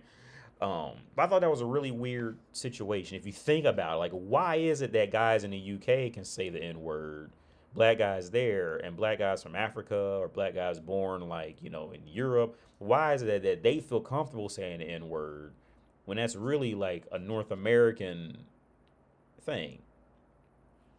But anyway, back to Eric X's statement that black people are the most racist. I can see that. I can totally see that. And I'm not saying it's right. I'm not saying it's right. I'm not saying that black people being racist is right at all. I don't advocate that shit at all. If I figure out that a black friend of mine is on some old like I hate white people type of shit, I usually don't talk to him for much longer. I remember I had an Asian girlfriend. Like, and the Asian girlfriends I've always had, where they were always like this. Either they would love white people or they would hate white people or, like, really question everything. I remember, because she was a really educated Asian. She was from South Korea. And she asked me, how can I talk to white people? And she would always ask me about, do white people have, like, a private white people fund so they can go to college and all? It's like, she would just go off on white people. Like, not like an angry way, but just, like, a curious way, like, they don't get it. I don't think the rest of the world really understands like the America race situation. So they kind of just like pick and prod at it from the outside kind of thing, which is understandable. But so back to Eric's statement. It's revenge. It's okay. Imagine if you lived in a, well, maybe if you're a white guy, maybe you can't imagine because they're starting to do this to white men now, and I'm not a fan of that shit at all either. That's why I didn't watch any more of that fucking that anime. It was pretty much Suicide Squad, but now some other randos in it. And I quit watching it because they made the whitehead leader this fucking bumbling moron. And I could tell they did it because he's a white man. So I just quit. I actually wanted to keep watching it, but I quit watching it because of that alone. In the beginning of the episode, they made him this fucking idiot bumbling fool. He did some cool shit later, but they made him like a, you know, I don't know what's going on, huh? Doh! It was kind of shit, right? And so I don't fuck with it. But it's, to answer Eric's question, it's revenge for growing up in a place where every time you seen anybody happy or successful, it didn't look anything like you. And anytime you seen anybody who was doing anything bad or news coverage would show pictures of anything, they would immediately show somebody who looks like you. But on the flip side, let's say if it's a school shooter or a mass murderer, you could, like, even modern times in America, if it's a mass murderer, if it's a mass killer, if it's somebody who did something horrible, 9 times out of 10, if they didn't start out showing a picture, you can guarantee he's white. And American news still does that to this day. If they don't start out showing you that picture or saying a name, he's white. If he's black, they would have started off showing a name in the face. Look what this nigger did at 10 p.m. Tonight on Channel 5. Just a picture. Whap! If he's like, "No, I was having a good day." Now you mean Channel 5, you had to do that. WLWT, we had to. Just in. Nigger down the street killed 3, slaughtered 4, and raped 4 white women. Judges say he'll do 15 to 20 in max in prison. You mean, just damn, Channel 5, you just did me like you do black people like that. So it's like, so at that point, all the news started doing, all media and the news started doing was teach the black people to either be mad or have an extreme inferiority complex or have an extreme victim mentality. Because that's all they ever did. That was it. That was literally it. So then on top of that, all they had was rap music to I'm not blaming music, but just to reinforce it. All they had was just violent rap music, violent people in movies, violent media to push it. And now there's no way out, because how do black people settle problems? They don't get mad and fight, because it's what they've been trained to do. And there's just no way out for a large percentage of them. Now, am I saying racism is right? Of course not. Am I saying being violent is right? Of course not. Am I saying doing anything that the general stereotypic black community does is right? Absolutely not.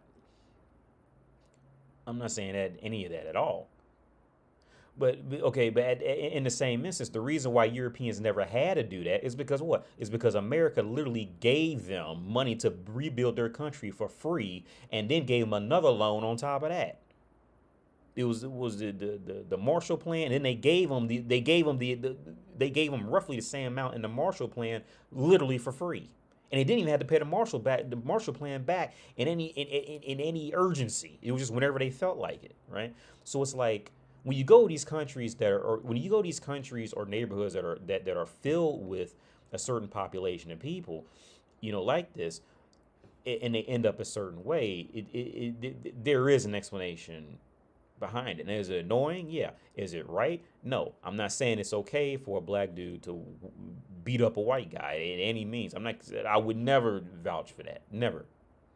If he did it, and if it was completely unwarranted, no, I would never do that.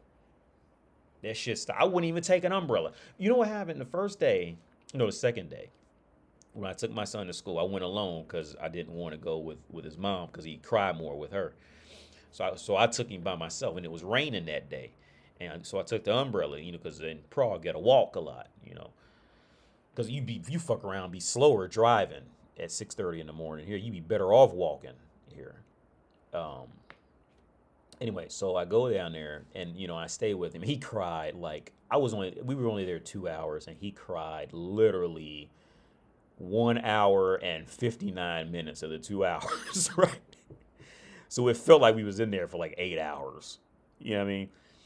So when we left, I was looking for my umbrella, and somebody stole my umbrella. I had the only umbrella that was tall, long, and it was dark green. I had and a light brown wooden handle. It was no way you could mistake that shit. No way.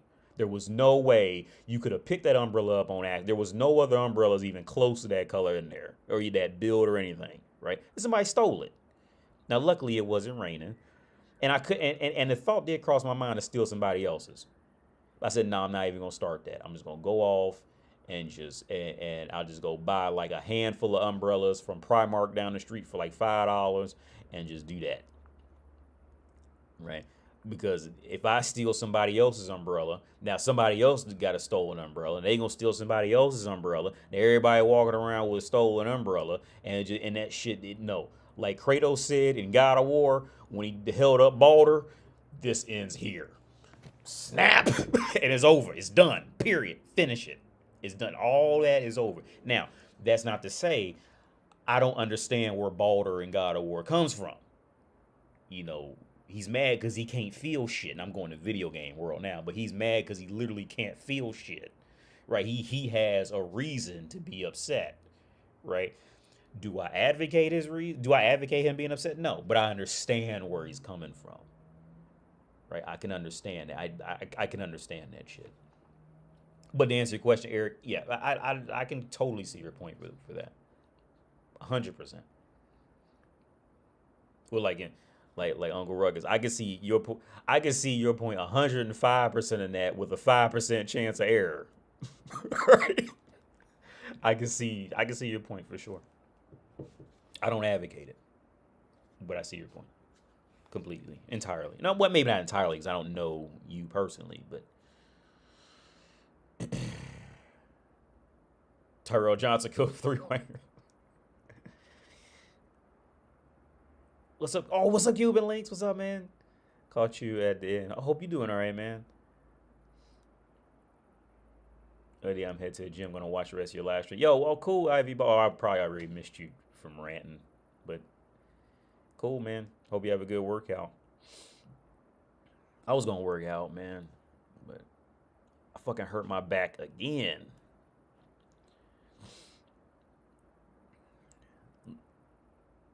Look at what this in bold red letters.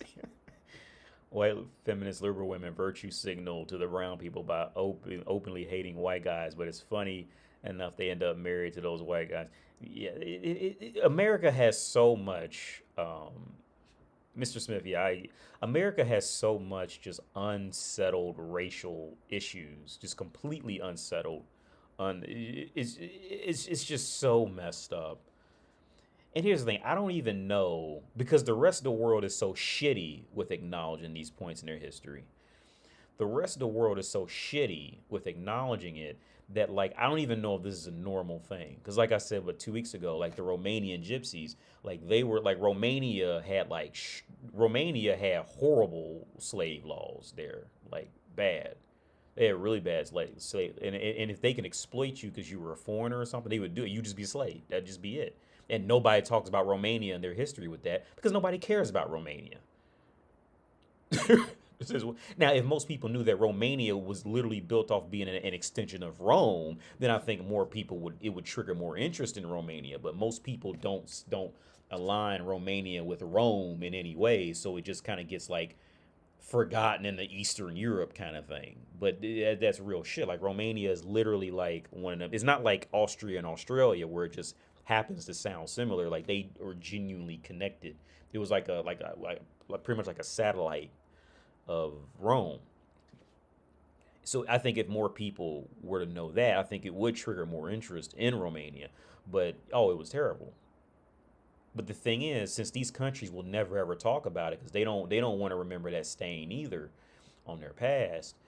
It's like, well, how are the Romanian gypsies in Romania? How are they actually being treated like right now? How are they seen in everyday society? I don't know because I've never been, and I never got like deep in their culture to really know their reality. Not just like the city center bullshit, but like going to their actual like factories and working places, see how they're really treated for real. When the gypsy is like a nobody, how they're really treated. They're not fuckable.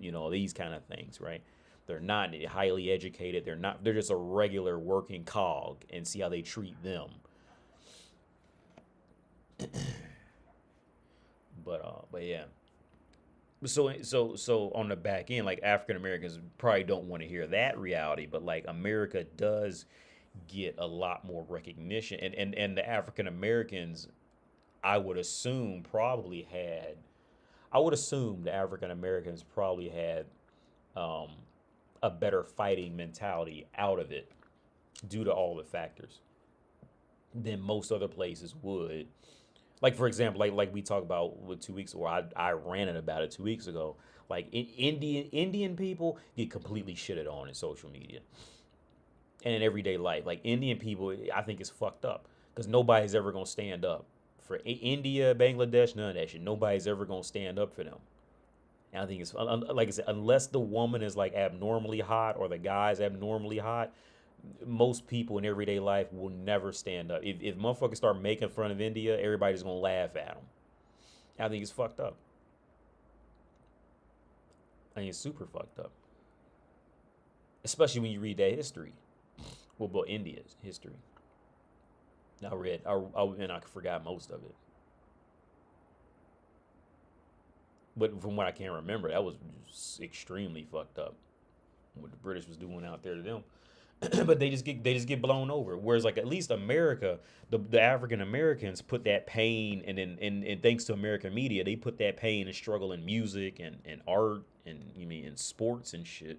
So they fucked around and got, worldwide, so African Americans can get some respect off of that. Whereas like I said, like most of the other weaker countries that had something fucked up happen to them, they don't have that same advantage. And on top of that, I bought my son this thing. I thought it was gonna be bigger than this. I got it and it was like fucking tiny. But he actually likes playing with it, so I don't care. But I bought him this like 2 months ago. It's on the floor right here. But yeah, the other side is like, since like I said, was about 2 weeks ago, a week ago, how like Czech Republic, like Czech people are literally like the flipped situation of the U.S. and African Americans. It's like, because like in the U.S., like the black people, like they're mad and all this because they can't get ahead, they can't do this, they can't get accepted, because they walking different, talking different, media's pushing into the majority's head that all black people are a certain way, this and that, and then on top of it, let's just be real about it. Let's be 100% real about it. The majority doesn't want to remember that stain on history because they like everybody in America knows that black people got fucked over, but nobody really wants to remember that. They just want to remember black people for being fucked up now, right? And it's even in American history. That's literally the reason why Liberia was made, because the whites at that time didn't want to have to look at the whites at that time did not want to have to look at them and have to remember that what happened in the past. And then 2, they felt guilty about it, and then 3, they knew that the black population would never let go of that. So they tried to kick all the black people out, and that's how Liberia was made. Well, it didn't work out, obviously. So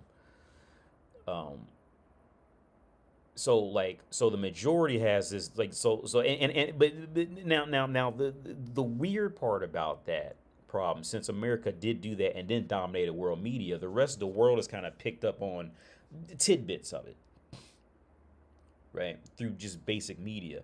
So it's like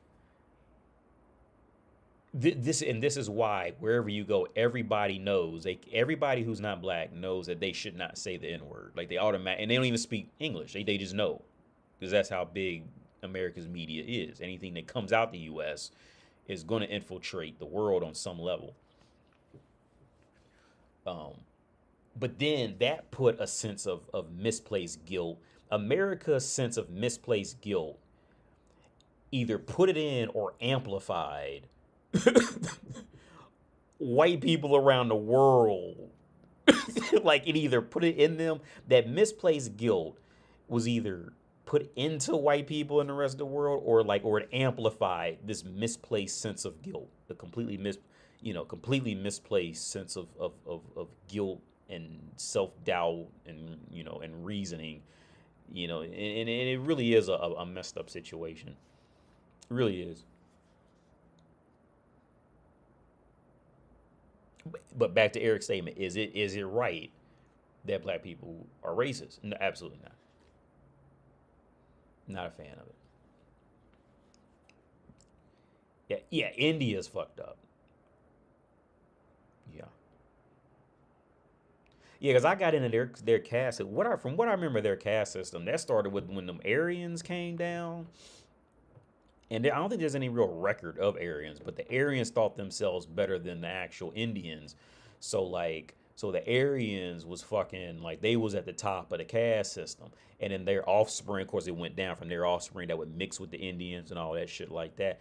And then Hitler came over and found out that who the Aryans were. And see, this is how dumb Nazis and Europeans. I guarantee most of the Nazis had no idea That's where Hitler got that Aryan shit from. They probably thought that white people were Aryan. I would guarantee you, especially neo-Nazis, probably have no idea of that. But no, yeah, that caste system is fucked up. That is rough.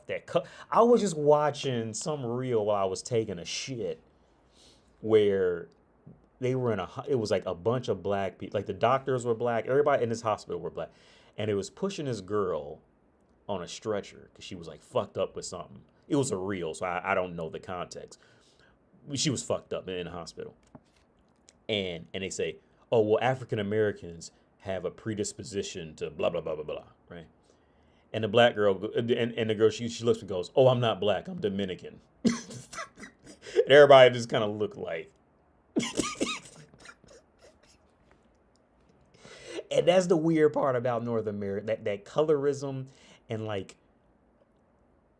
this is the sad, and this is what I was telling my Russia friend. This is the sad part about North America and just all the unsolved racial issues, right?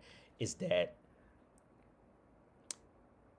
when Donald Trump ran for president this last time, and I know people remember the Mexicans, they was up there saying, I will vote for Donald Trump. I will vote. They was getting into it. I will vote for Donald Trump. And then he deported all them motherfuckers.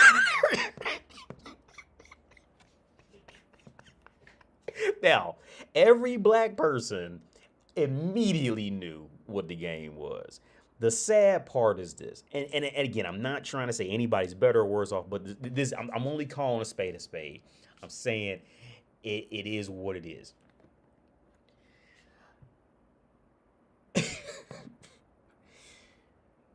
Seemingly, when it's like the world automatically knows white Americans and the black Americans, like they do have an understanding of it.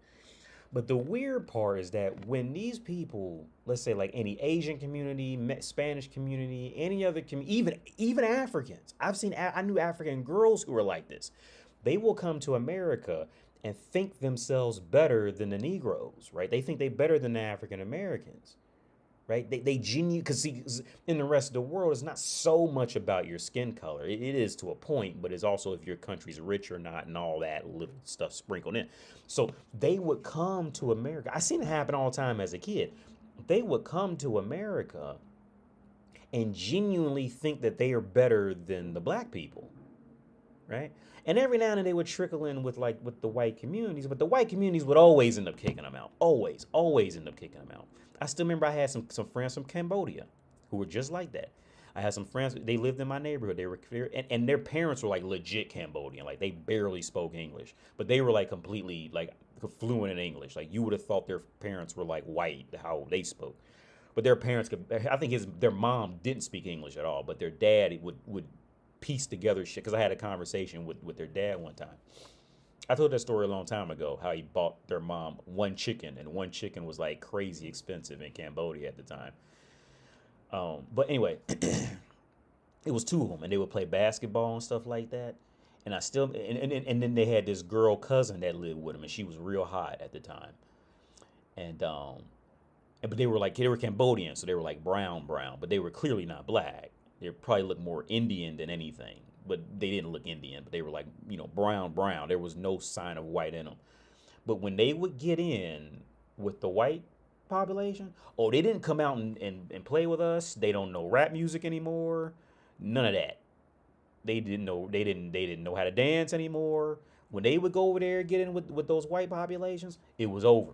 They didn't come talk to us. And we knew what it was. Like it just wasn't even it wasn't even like an angry thing or anything. Like we just kind of knew what it was and just, walked off. Right? And that was just it. We can't go to their house and play basketball no more because they done ran off with the, with the white population. And then the white population would inevitably kick them out because they're not, in these times, either you're white or you're not, right? So like they would kick them out every time.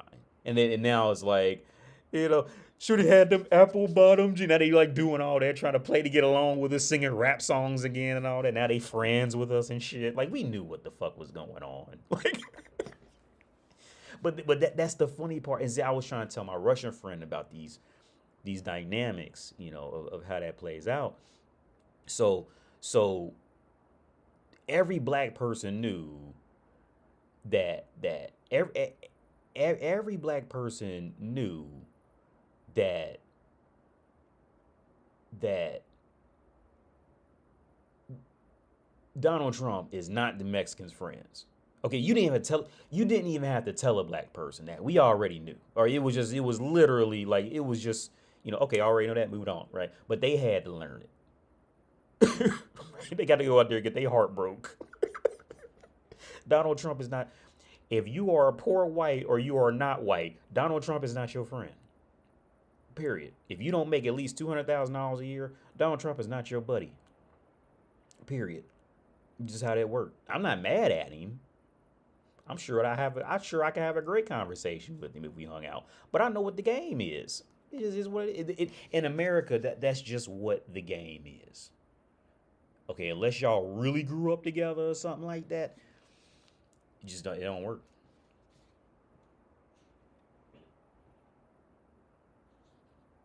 Like I said, unless the woman is like abnormally hot or the guy's abnormally hot. I mean, because one of the brothers, I think both of them end up having kids with white American girls. The oldest one, he actually had a kid with a cute white girl. She was real cute. He used to get white girls at the clubs. I remember that because they used to be real. After they got kicked out from the right groups in high school, we started hanging out again. And because I bumped into him somewhere and we just kind of like, kicked it again. We were in our 20s by this point. And he ended up having a baby with one girl from high school. This is a white girl from high school, but she was one of them higher echelon white girls, and he had a baby with her. But he used to go to club and the brothers, they got in the dance. So what would happen was the older brother would go get a white girl from the club, and then when he was done with her, he would give her to his little brother, and his little brother would take her, right? And the little brother ended up having a baby with like a fucked up looking white girl. And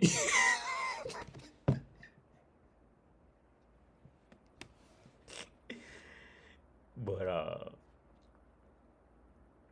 yeah, man. But yeah, back to I will vote for Donald Trump. Every black person in America immediately knew what that was, and everybody just went, they get ready to learn. Y'all ain't buddies. And it's just there going off like, I can't believe Donald Trump would do this.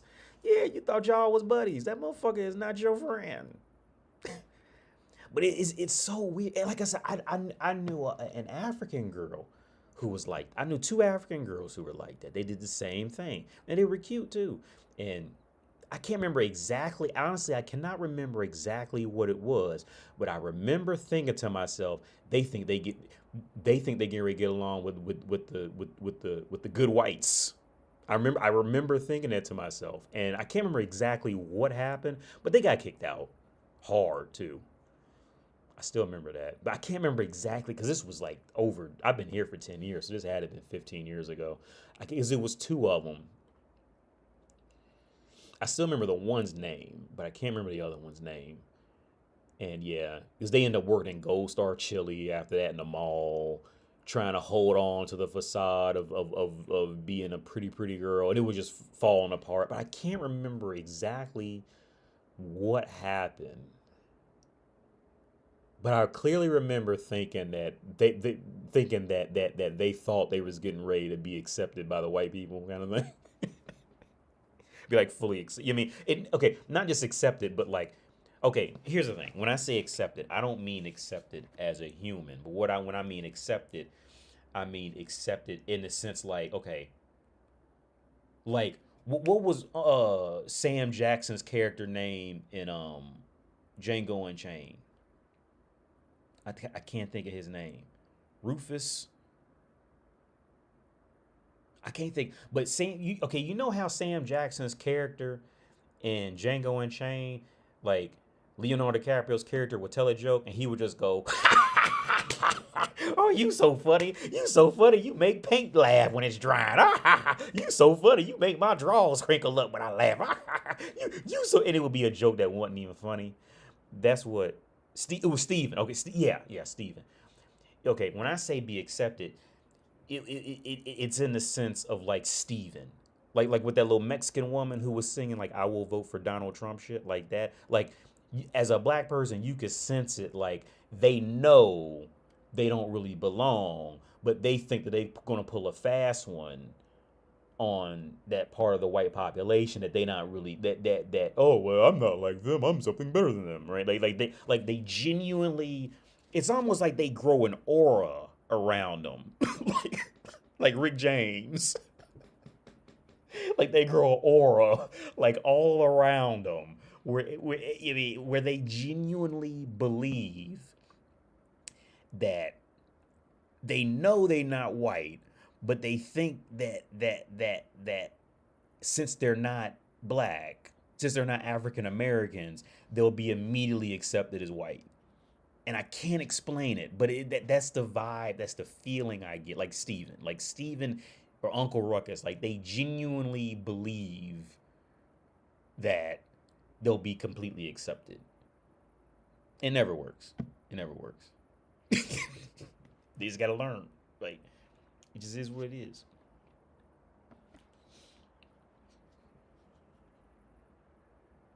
Steve, same Latinos, they want to act like people. They wanted black people to march them during the anti. Jesus Christ. Asians did that with affirmative action. They sided with racists against black people to get it overturned. They came back to black people when their college enrollment numbers dropped afterwards. Now, here's the thing. In my history of it, I've had personally, my personal experiences has been the roughest with. Oh, now here's the thing. Now the men are usually much better. The women are usually awful. For example, in Prague, there's this Indian girl. I think she's beautiful too. She's absolutely good, just gorgeous. Like she looks like, what's that dude's name who played Alfred in Batman? She looks like his wife. How she used to look, not now because they're both like 80, but like how she used to look.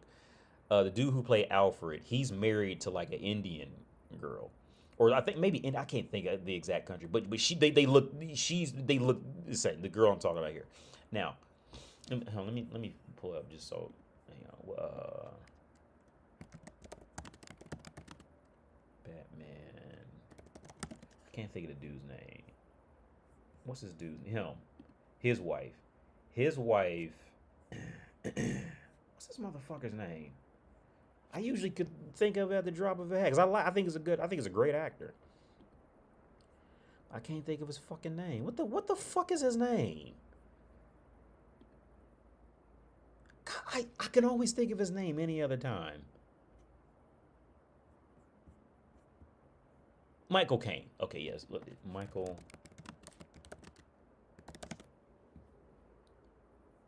She looks like. Let me see if I can find a picture when she was younger. Yeah, she looks. Yeah, like that. Can you guys see that? Yeah, the girl I'm talking about in Prague, she looks like that. Right now, the worst experience I've ever had was generally with like attractive Indian women or like Asian women who were like white, like talk like white Asian. Like they're Asian, but they're like not like Cambodian or like Filipino, but they're like white Asians, like Chinese or Japanese, something like that, right? Or South Koreans. It's usually those like when they become white like that, or if they're Indian and they're like hot like that. These are the personal experience I've always had with those women is, especially the Indian girls I've always or the ones who look like that. They will not make eye contact with a black man. They will do anything they can to not look you in the eye until they find out that you were accepted by white people. Maybe it's their caste system. I don't know what the fuck it is. But if you're a black man, they will not look you in the, like the Mia Khalifas, they will not look a black man in the eye until they can confirm that you've been accepted amongst the white population. It's how it is. Now, with the white Asians, either they'll love black dudes or they'll hate black dudes. Either they'll hate black dudes and love whites, or hate whites and love blacks. It's very rarely Just I very rarely have come across any that were like just open to date any, just mingling and genuinely like it. Right?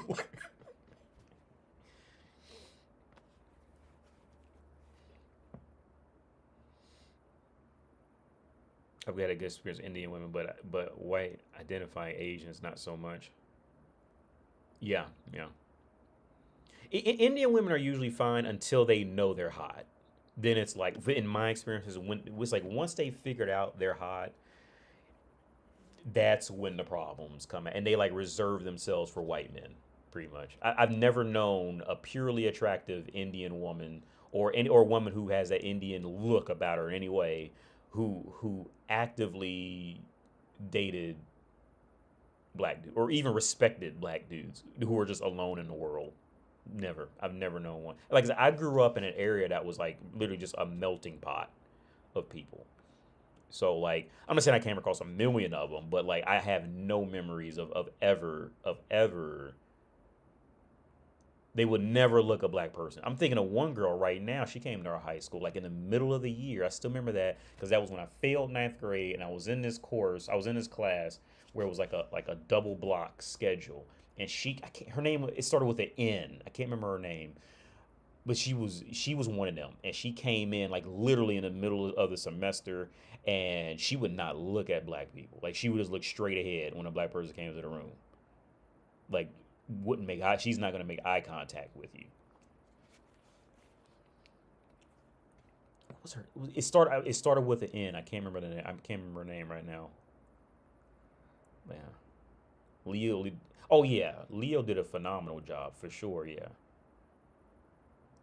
yeah, he did a fucking great job. And you know what's crazy? At no point in that did it ever cross my mind that he could have like really been racist in real life. I know there's black people who was like thinking that, but like there was at no point when Leonardo DiCaprio, when he got mad or he would just say the N word, like I never took offense to it. I take more offense to when DJ Khaled says the N word than Leonardo DiCaprio says it. I genuinely take more offense. Like I genuinely take I get a better feeling overall with Leonardo DiCaprio than DJ Khaled. I feel like a dude like DJ Khaled is just this really I don't even know the dude personally. I'm just like speaking purely out of ignorance, but like I just feel like I feel like he's just a clown who accidentally became successful and he's just kind of there. You know what I mean? Whereas like DiCaprio is a dude who genuinely like tried. You know what I mean? Which is fucked up to say it because I don't know DJ Khaled for real. You know what I mean? But that's just the vibe I get. Like DiCaprio is a dude who genuinely like tried at what he did. Maybe not all the time. Yeah, she was a sweet woman. Oh, cool. Yeah, yeah, yeah. But yeah, I started talking about my Russian friend because I was trying to tell him because I don't think he didn't quite understand um like the Donald Trump concept of like how all the black people automatically knew what that was, but like the Mexicans up there, like they genuinely thought they was gonna be friends. like like he didn't get it. I truly don't think he really understood. He's like 25 too, so he's a little younger and all that. But yeah, he just doesn't really. And it's weird how like the rest of the world doesn't really. The rest of the world is in a very special place of ignorance when it comes to North America. Because first off, most people will never travel to North America in the world versus how many people think they know a lot about it. And then on top, and then, okay, now, but when you factor in the people who's actually traveled to North America, most people only went to New York City, which is literally no representation of North America at all.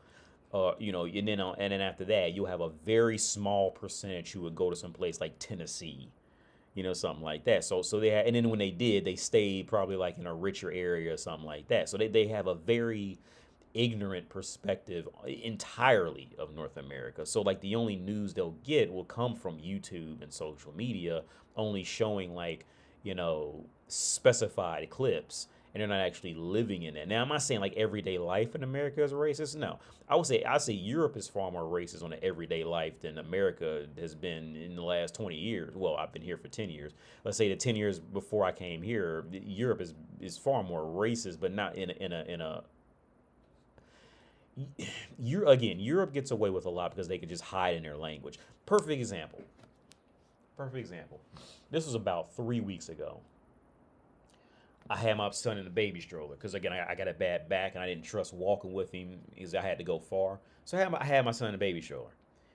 I can't remember where I was going, but I was in the underground, getting ready to get on a underground train, and I was walking up to the door. Now I speak enough Czech to know like general stuff. I can't have in-depth conversations, but I can get by and know like if I hear a loudspeaker, I know what they're saying, kind of thing, right? So I was getting to get on the train, and it was a woman. She was standing in the front of the door, and she was saying in Czech, "Oh no, there's no space in the gear. Close the door." Now there's plenty of space behind her, so I just kept going. And if she was gonna get hit by the baby stroller, she was gonna get hit by the baby stroller, right? So she moved out the way, right?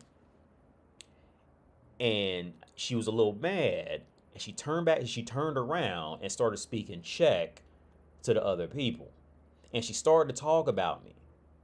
And so I'll say what I said in Czech. I said something like, ne, otevři dveře, vžekni dobry, I know. I said, so in Czech that's, no, the door was still open, everything's fine, don't worry. I said, I understand Czech, it's fine. And I'm not exaggerating. The people she turned around to try to start speaking Czech, I can tell by their body language, and they were getting ready to start talking shit about me, but when they heard me reply to them in Czech, all of them, and this is this weird post-Czech communism mentality, they all stood up and went straight and act like they didn't even hear the woman talk anymore. And the woman kept trying to talk, and they just completely ignored her because I made it very clear I can understand. I said, rozumím, řekni dobry. I was talking to them in Czech. They immediately pretended like they didn't hear her because they was getting ready to talk shit about me. But they figured I knew what they were saying, so they got cool because they couldn't hide in their language anymore. And they'll do not all Czech people do it, but when you go to other countries, if they know they could talk about you behind, they will. Because there was plenty of space. I got on there and there was still space, right? She just didn't want me to get on the train for whatever reason. Maybe she had to fart, I don't know, but she didn't want me to get on the train. But I got on, and we rode it like 2 more stops, But yeah, that was about 2 or 3 weeks ago that happened. But see, that's one example. See, that's like one example of how Europe just hides behind their language. Now, if they could have spoken a language where they could have talked about me, they would have kept the conversation going. Or if they figured I didn't speak Czech, then they would have just kept going, and probably said everything about me. Cuban, he said, someone's talking the same when someone tries me in Spanish thinking I'm African American. Word, yeah, probably. Jesus fucking, yeah. Yeah. It's like they immediately shut. If they know they was getting ready to say something fucked up, they'll immediately shut down. They'll hide that shit. And that's the down part of like people who only speak English, is that they don't have that other language to like hide behind. So like the whole world can understand you. And see, this is why I would say like years ago, like when it comes to like world news and these kind of things, see, this is what makes the world comfortable with like making fun of America, is because when something happens in America, everybody can understand it. If as soon as it reaches the news, everybody can as soon as it reaches YouTube, everybody can understand it. Whereas like you could turn on like the French news is in French, and most Americans can't understand that shit, so they're not gonna pay it attention, and they could be saying some fucked up shit. You won't know, right? And see so, and like I said earlier, is like,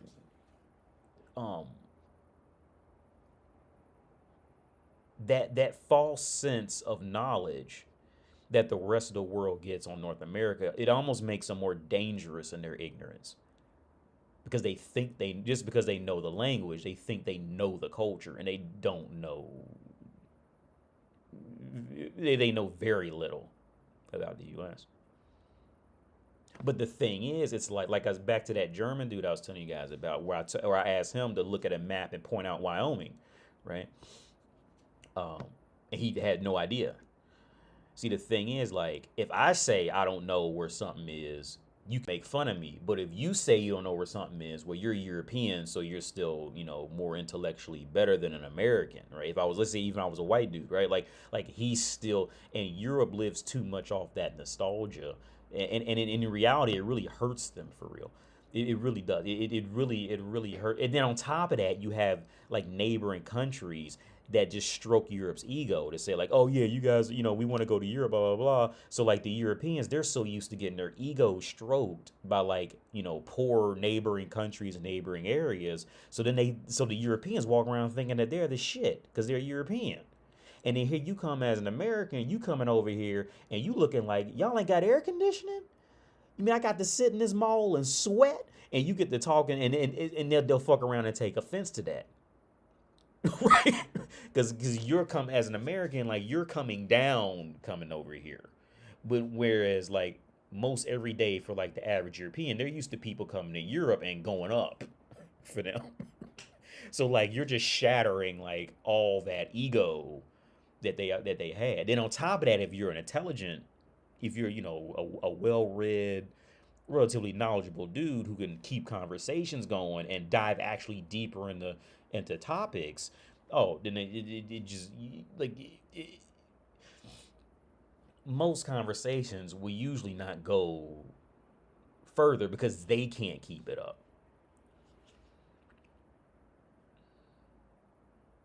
Lita, what's up? Let me see it. It's not entirely other people's fault when you have Americans so ignorant that won't stop saying that. Wait. So ignorant that won't stop saying that. Saying them.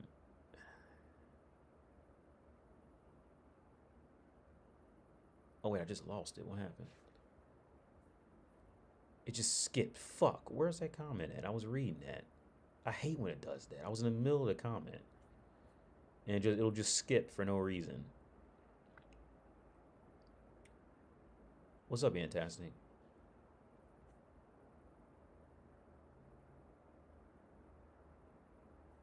Let's see if it comes from some. Now, okay, now here's the thing too. I was having a conversation with ChatGPT about this, about the concept of having no culture, and and it's because I asked ChatGPT this. I said, why is it that when you tend to go to poorer countries, relatively to to North America and like West Europe, why is it that when you go to relatively speaking poorer countries, that these people will always be very specific on what kind of bread they use? They'll always have recipes that are like 8 hours long or 6 hours long to cook some shit. Why are they always more focused on like food and beer and clothing and these? Why are they? But then the richer countries tend to not be anywhere near as focused on like food or clothing. They can just kind of move on and go do something else. Um, and it said it goes into the culture of the people, of how they developed, and that was the only thing that they could control. So that's what they did control. They controlled how they prepared their foods, or how they prepared their clothes or whatever, makeup. And so this is why Eastern European women will generally look a lot better than Western European women, because they every day they'll put in more effort because that's the one thing that they can control. They don't have a lot of control on a lot of things. So the other part was fuck, I'm losing my train of thought. The history of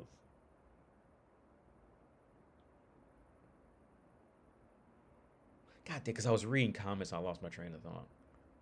Oh, the culture. Oh yeah, yeah. So then I asked it. I said, why? So why is it that poorer cultures always seem to be more creative? Like whenever it comes, even things like it's like I don't know if you guys have like a VR headset, but if you try watching like VR porn, it's fucking terrible.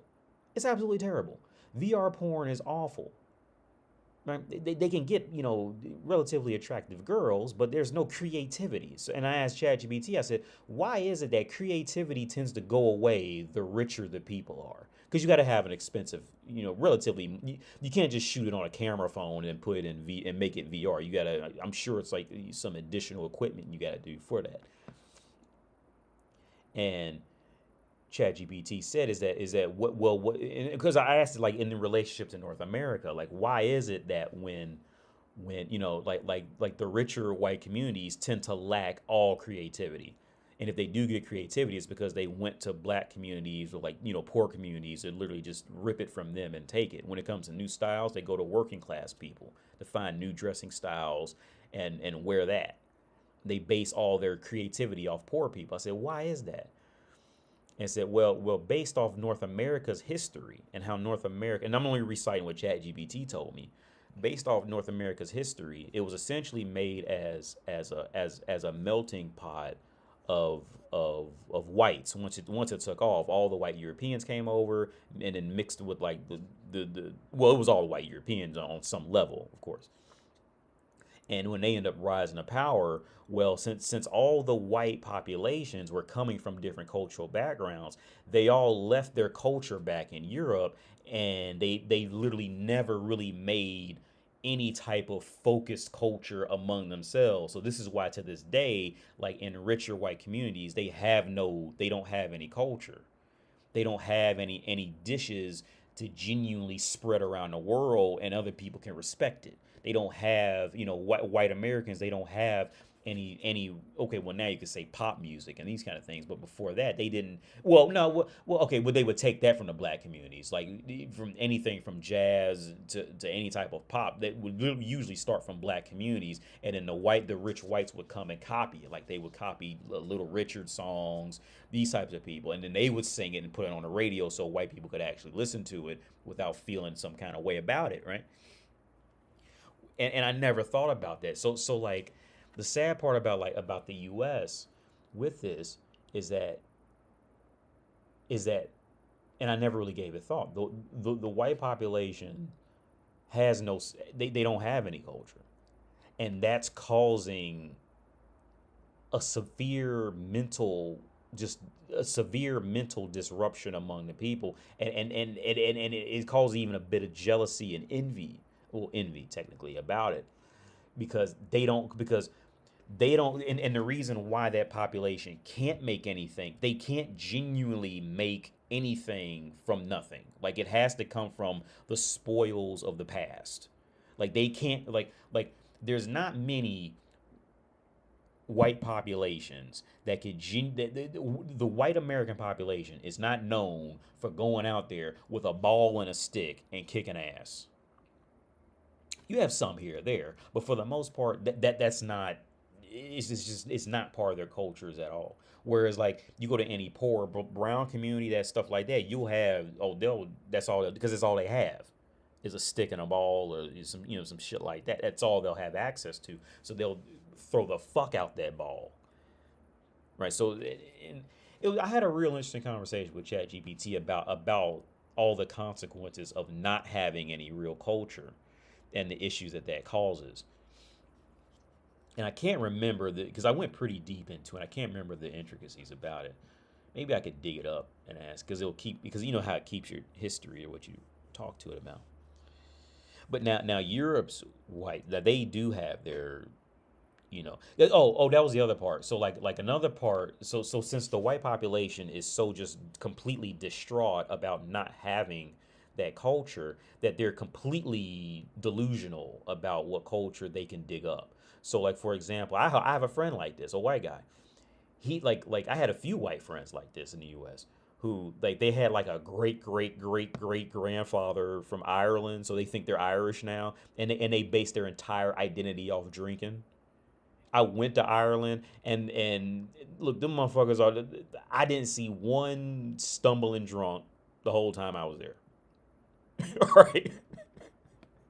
Even the South Park guys, like, and to date, I don't even know where that stereotype came from, at least in modern times, because there was a South Park episode where they had where Russell Crowe was like a fighting drunk in the episode, and I had no idea Russell Crowe. I'm assuming I'm pretty sure he was Irish. Let me see. Is Russell Crowe Irish? But even Saturday Night Live, oh, even Saturday Night Live had these like horrible stereotypes about Irish people, absolutely terrible stereotypes. Oh yeah, it says he's of Irish descent. Yeah, but even Saturday Night Live had these terrible stereotypes. I don't know where they came from in modern times. There was a few Saturday Night Live skits where there were dating shows, and on the dating show, like they were all like the only people who actually found a match were like incest, like they were dating like family, and like I have no idea where that stereotype came. The whole time I was in Ireland, I didn't see anything that was anywhere near close to any of those stereotypes. Um, the Irish bars, they like even Irish. When you go to an Irish pub in Czech Republic or you go to an Irish bar anywhere in North America, it's nothing like actual and like any actual Irish bar I'd seen the whole time I was there, and I wasn't just in Dublin either. It was nothing like, and I don't know where. I honestly don't. I think Irish people completely get shit on for that. Um, I think that's terrible. America, I don't know where the American media got that from. Maybe something happened in the past, like long in the past. But when I was there, I didn't see. If anything, I seen more black people than I ever thought I would have seen in Ireland.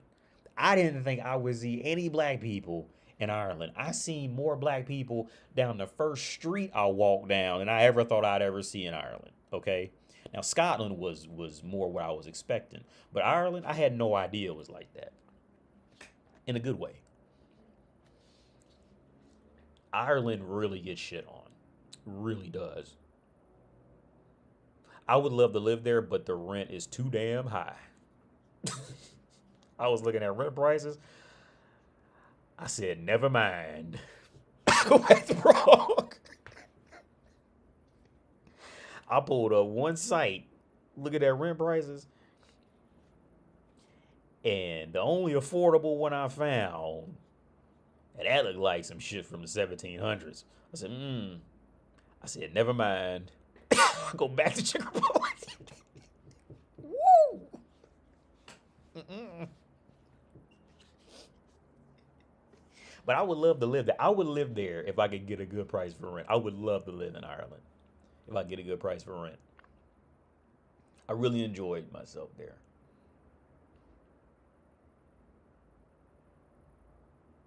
Really had a good time in Ireland.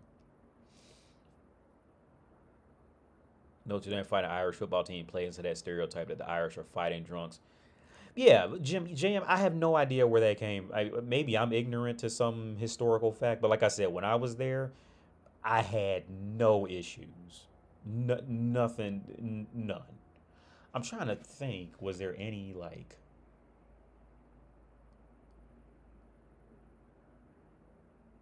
If anything, I was rude. I can't think. I mean, it still had a bit of that Western shit in there, but in terms of like, no, there was nobody drunk. None of that. None of that. It was just awkward because the cars were on the other side of the road. But outside of that, no, it was nothing. None of that. I did nothing. Nothing.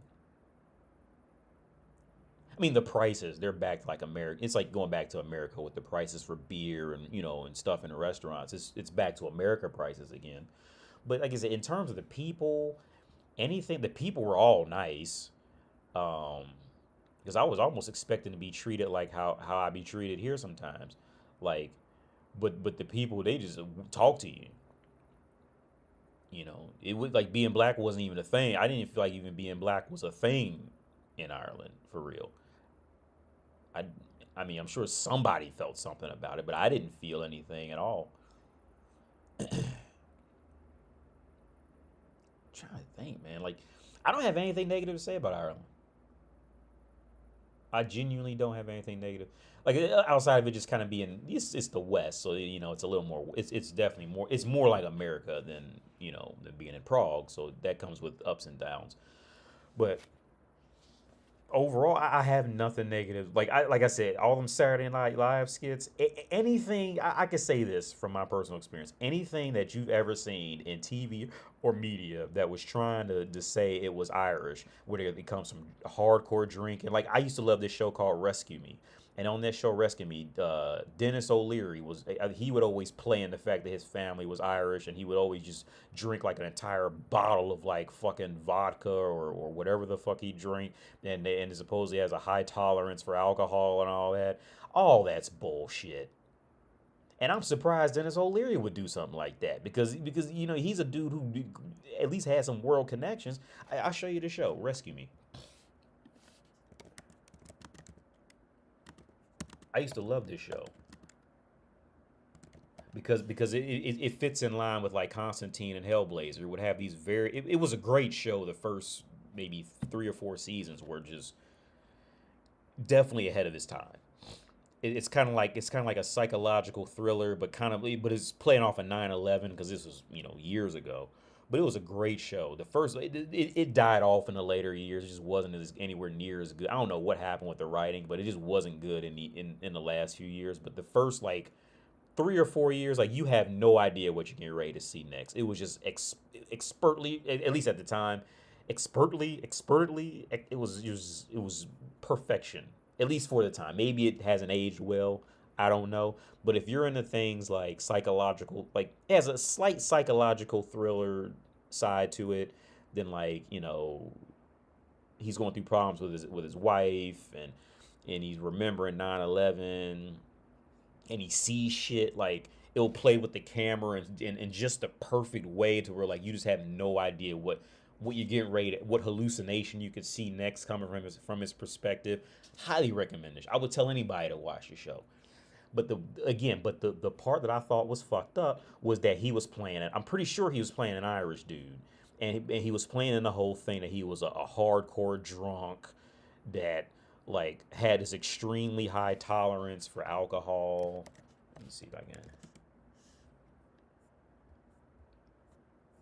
No, it's not gonna say. But I'm fairly certain his character was Irish. I'm fairly certain. I'm fairly certain his character was in, and they were doing that whole, like I said, that whole, oh, I'm a hardcore drunk, I can drink all day, blah, blah, blah. Dude, I didn't see any of that. Nothing anywhere near close to that, and I mean nothing close to that. I'm sure there's some idiot somewhere, but in terms of everyday culture, none of that. I don't know where that came from. Expertly. Yeah.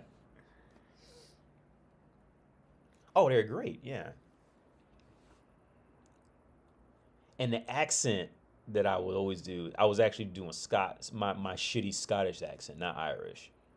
Because I bumped into an old couple walking in the center, and I asked them where they was from. Because they were talking like this now. I can't do it now. I gotta hear it. But they're talking, I guess we need to go up to the store now. The store's gonna be closed around 8. I don't think we're gonna make it. Oh dear Lord, I don't think we're gonna make the store now. I can't do. I gotta hear it, then I can like do it. But if I don't hear it, then I'm gonna fuck it up. But, yeah.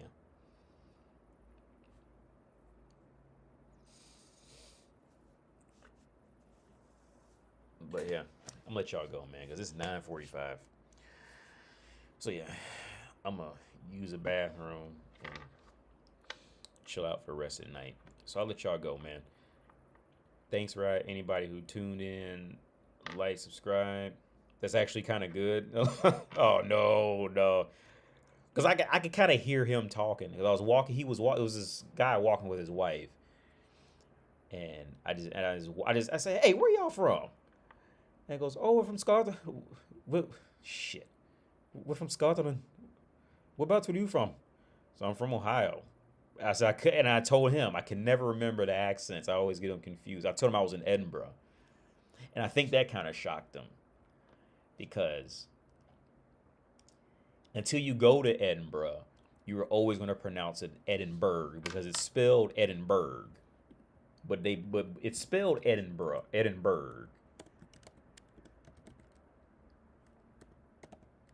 but you pronounce it Edinburgh, which is super fucking weird, like Cartman bruh from South Park. Cartman bruh, but you pronounce it Edinburgh, not Edinburgh. Yeah, see, Edinburgh. Edinburgh. Edinburgh.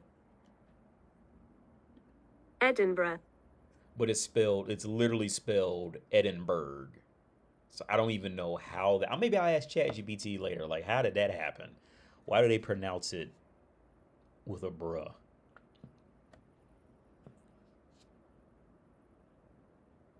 Caribbean accent. It comes out Irish. No, Rihanna doesn't. No, I don't even know the accents down there, but I could tell that Rihanna does not have a strong accent at all. She never. I was on Rihanna from the start when she got big, at least with Ponder Replay. She never had a. She was just a little different, but she never had like. I'm trying to think of any musical artist that did have a strong accent, because Shakira didn't have it. By the time she made it to America, she had no, she didn't have an accent. I don't think Shakira's English is that good, but what she does say, she says it very well English and very well spoken English.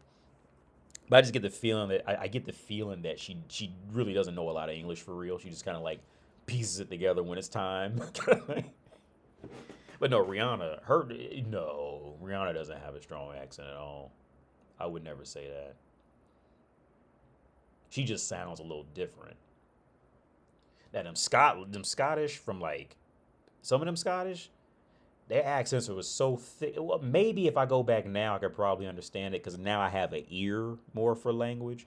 Back then, I didn't have much of an ear for language, but I remember I couldn't understand more than half of what people would say sometimes when I was in there. Like my ex-wife had to translate because she could just hear the English for the actual word and not like the cadence of it or whatever. So like she would have to translate what somebody was saying in English to me because I just couldn't. They could understand me when I spoke, but I couldn't understand them. And there would be some. I remember there was a dude who worked at the front desk in the hotel. He had his accent was like pretty much just any regular UK accent, but then others would just be so thick I could not. And they would speak English. I couldn't understand anything. I just couldn't do it.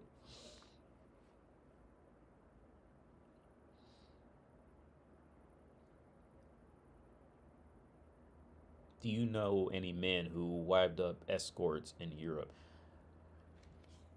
No, but my ex-wife knew a woman who got married who was an escort. Who was an escort? Not off the top of my head. No, I can't think of any. To answer your question, I can't think of any off the top of my head. I remember my ex-wife. She knew a woman who was escorting and she got married, but I don't know any. I don't know of any personally that either the woman or a guy who married one. I don't know. I can't tell you honestly. And watch, I remember as soon as I click off here, I'll remember somebody. But not to my knowledge, no. But here's the thing: there's so many of them. Like sex is just not taboo over here. So I'm not saying. I'm sure.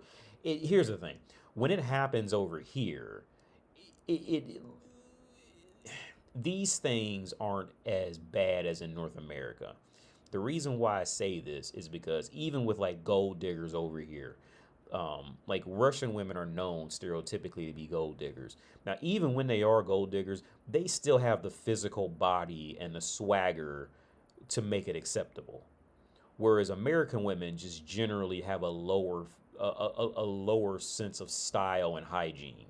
So when they do it, it's far more. It's when American women do it, it's far more gross to me. Or when they end up like these Lana Rhodes kind of women, or was this Riley? What's the Riley bitch name with the small tits? When they end up like it's like these girls are just like regular European women. Like this is one thing. I'm gonna let y'all go after this. Um, Every Czech person here I've ever spoke to, even my spouse, they all know Zuzka Light on YouTube. Let me pull up Zuzka Light. They all know her. Wait, do I got the Czech keyboard thing on? Yeah, this girl. Everybody here knows Zuzka Light, right? She used to have another YouTube channel, I think, years ago, but I think her and her husband like broke up or something like that. But anyway, everybody here knows Zuzka Light, right? It's literally just porn on the internet, just porn on YouTube, right? Softcore porn on YouTube. But every Czech person here know, and they all say the same thing. They say they don't get it. She's just a regular girl. And I always have to explain to them that in America, this woman is a goddess in her own way. Now, I'm not saying every man's into muscular women, but this woman is a goddess in North America in her own, demographic, right? But over here, she would just be you would sit next to her on a tram and not even think twice about it. They literally not even think twice. Maybe even strike up a conversation with her about, the weather or something. Like if you can speak Czech or she speaks English, and not even think anything about it. But in America, she would be a goddess. So like this girl over here, she could possibly find a dude to buy her house, but in America, a dude would walk in the door trying to buy this bitch a house, just looking like that.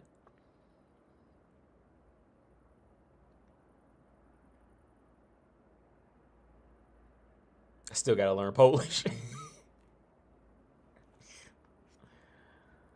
Well, but yeah. But yeah, Zuzka Light. Everybody know. They all know. Every Czech person I know, they don't get it why she's so popular. They just don't get it at all because she's normal. I mean, she's not anything extremely, great over here. So like she goes to the U.S., she's gonna blow up. But here, you walk past her, and and literally not remember her after you walk past her because there's just so many pretty girls. There's so many girls with this general look or better over here, right? There's just so many of them. I mean, there's also, there's ugly girls too, but, there's so many attractive women in Europe that, like, you just don't remember them. Whereas, like, in America, if you were to go to the mall and you seen a woman looking like that in the mall, you will remember that woman for the next 2 weeks in North America. That's how pathetic American women are. Over here, I would have forgot her within 15 minutes of walking past her. Not saying it's a bad thing, it's just the quality. So when it comes to like marrying prostitutes and all that, like, or any type of like woman that's in this kind of field, showing off her body for views and money kind of thing, right?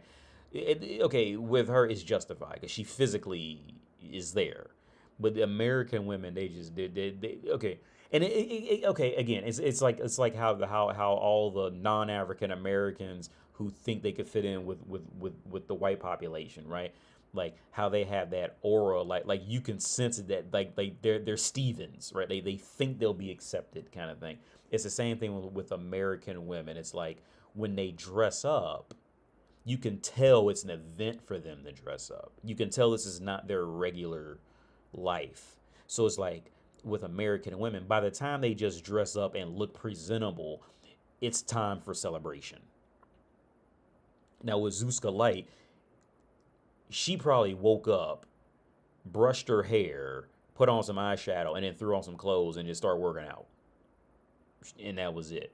You know what I mean? It was this whole thing. Well, now I'm dressed up now, so now I have to go out and get something to eat, and now I got to sit here. And you mean like I have female family members who was like that. I'm thinking of one right now. I remember when she did her makeup and did her hair and nails, she just sat on the couch just to sit there with it on. You know what I mean? Like as if it was like as if it was like a delicate food dish that was gonna go bad, and she just wanted to like keep it and maintain it. She just sat there with it. Like it's an event for American women to just be like at baseline average levels of like European women.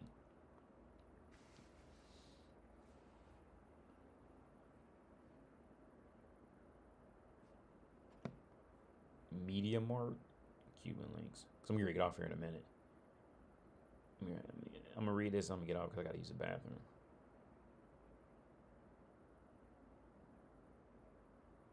I see media making up with the Ireland thing.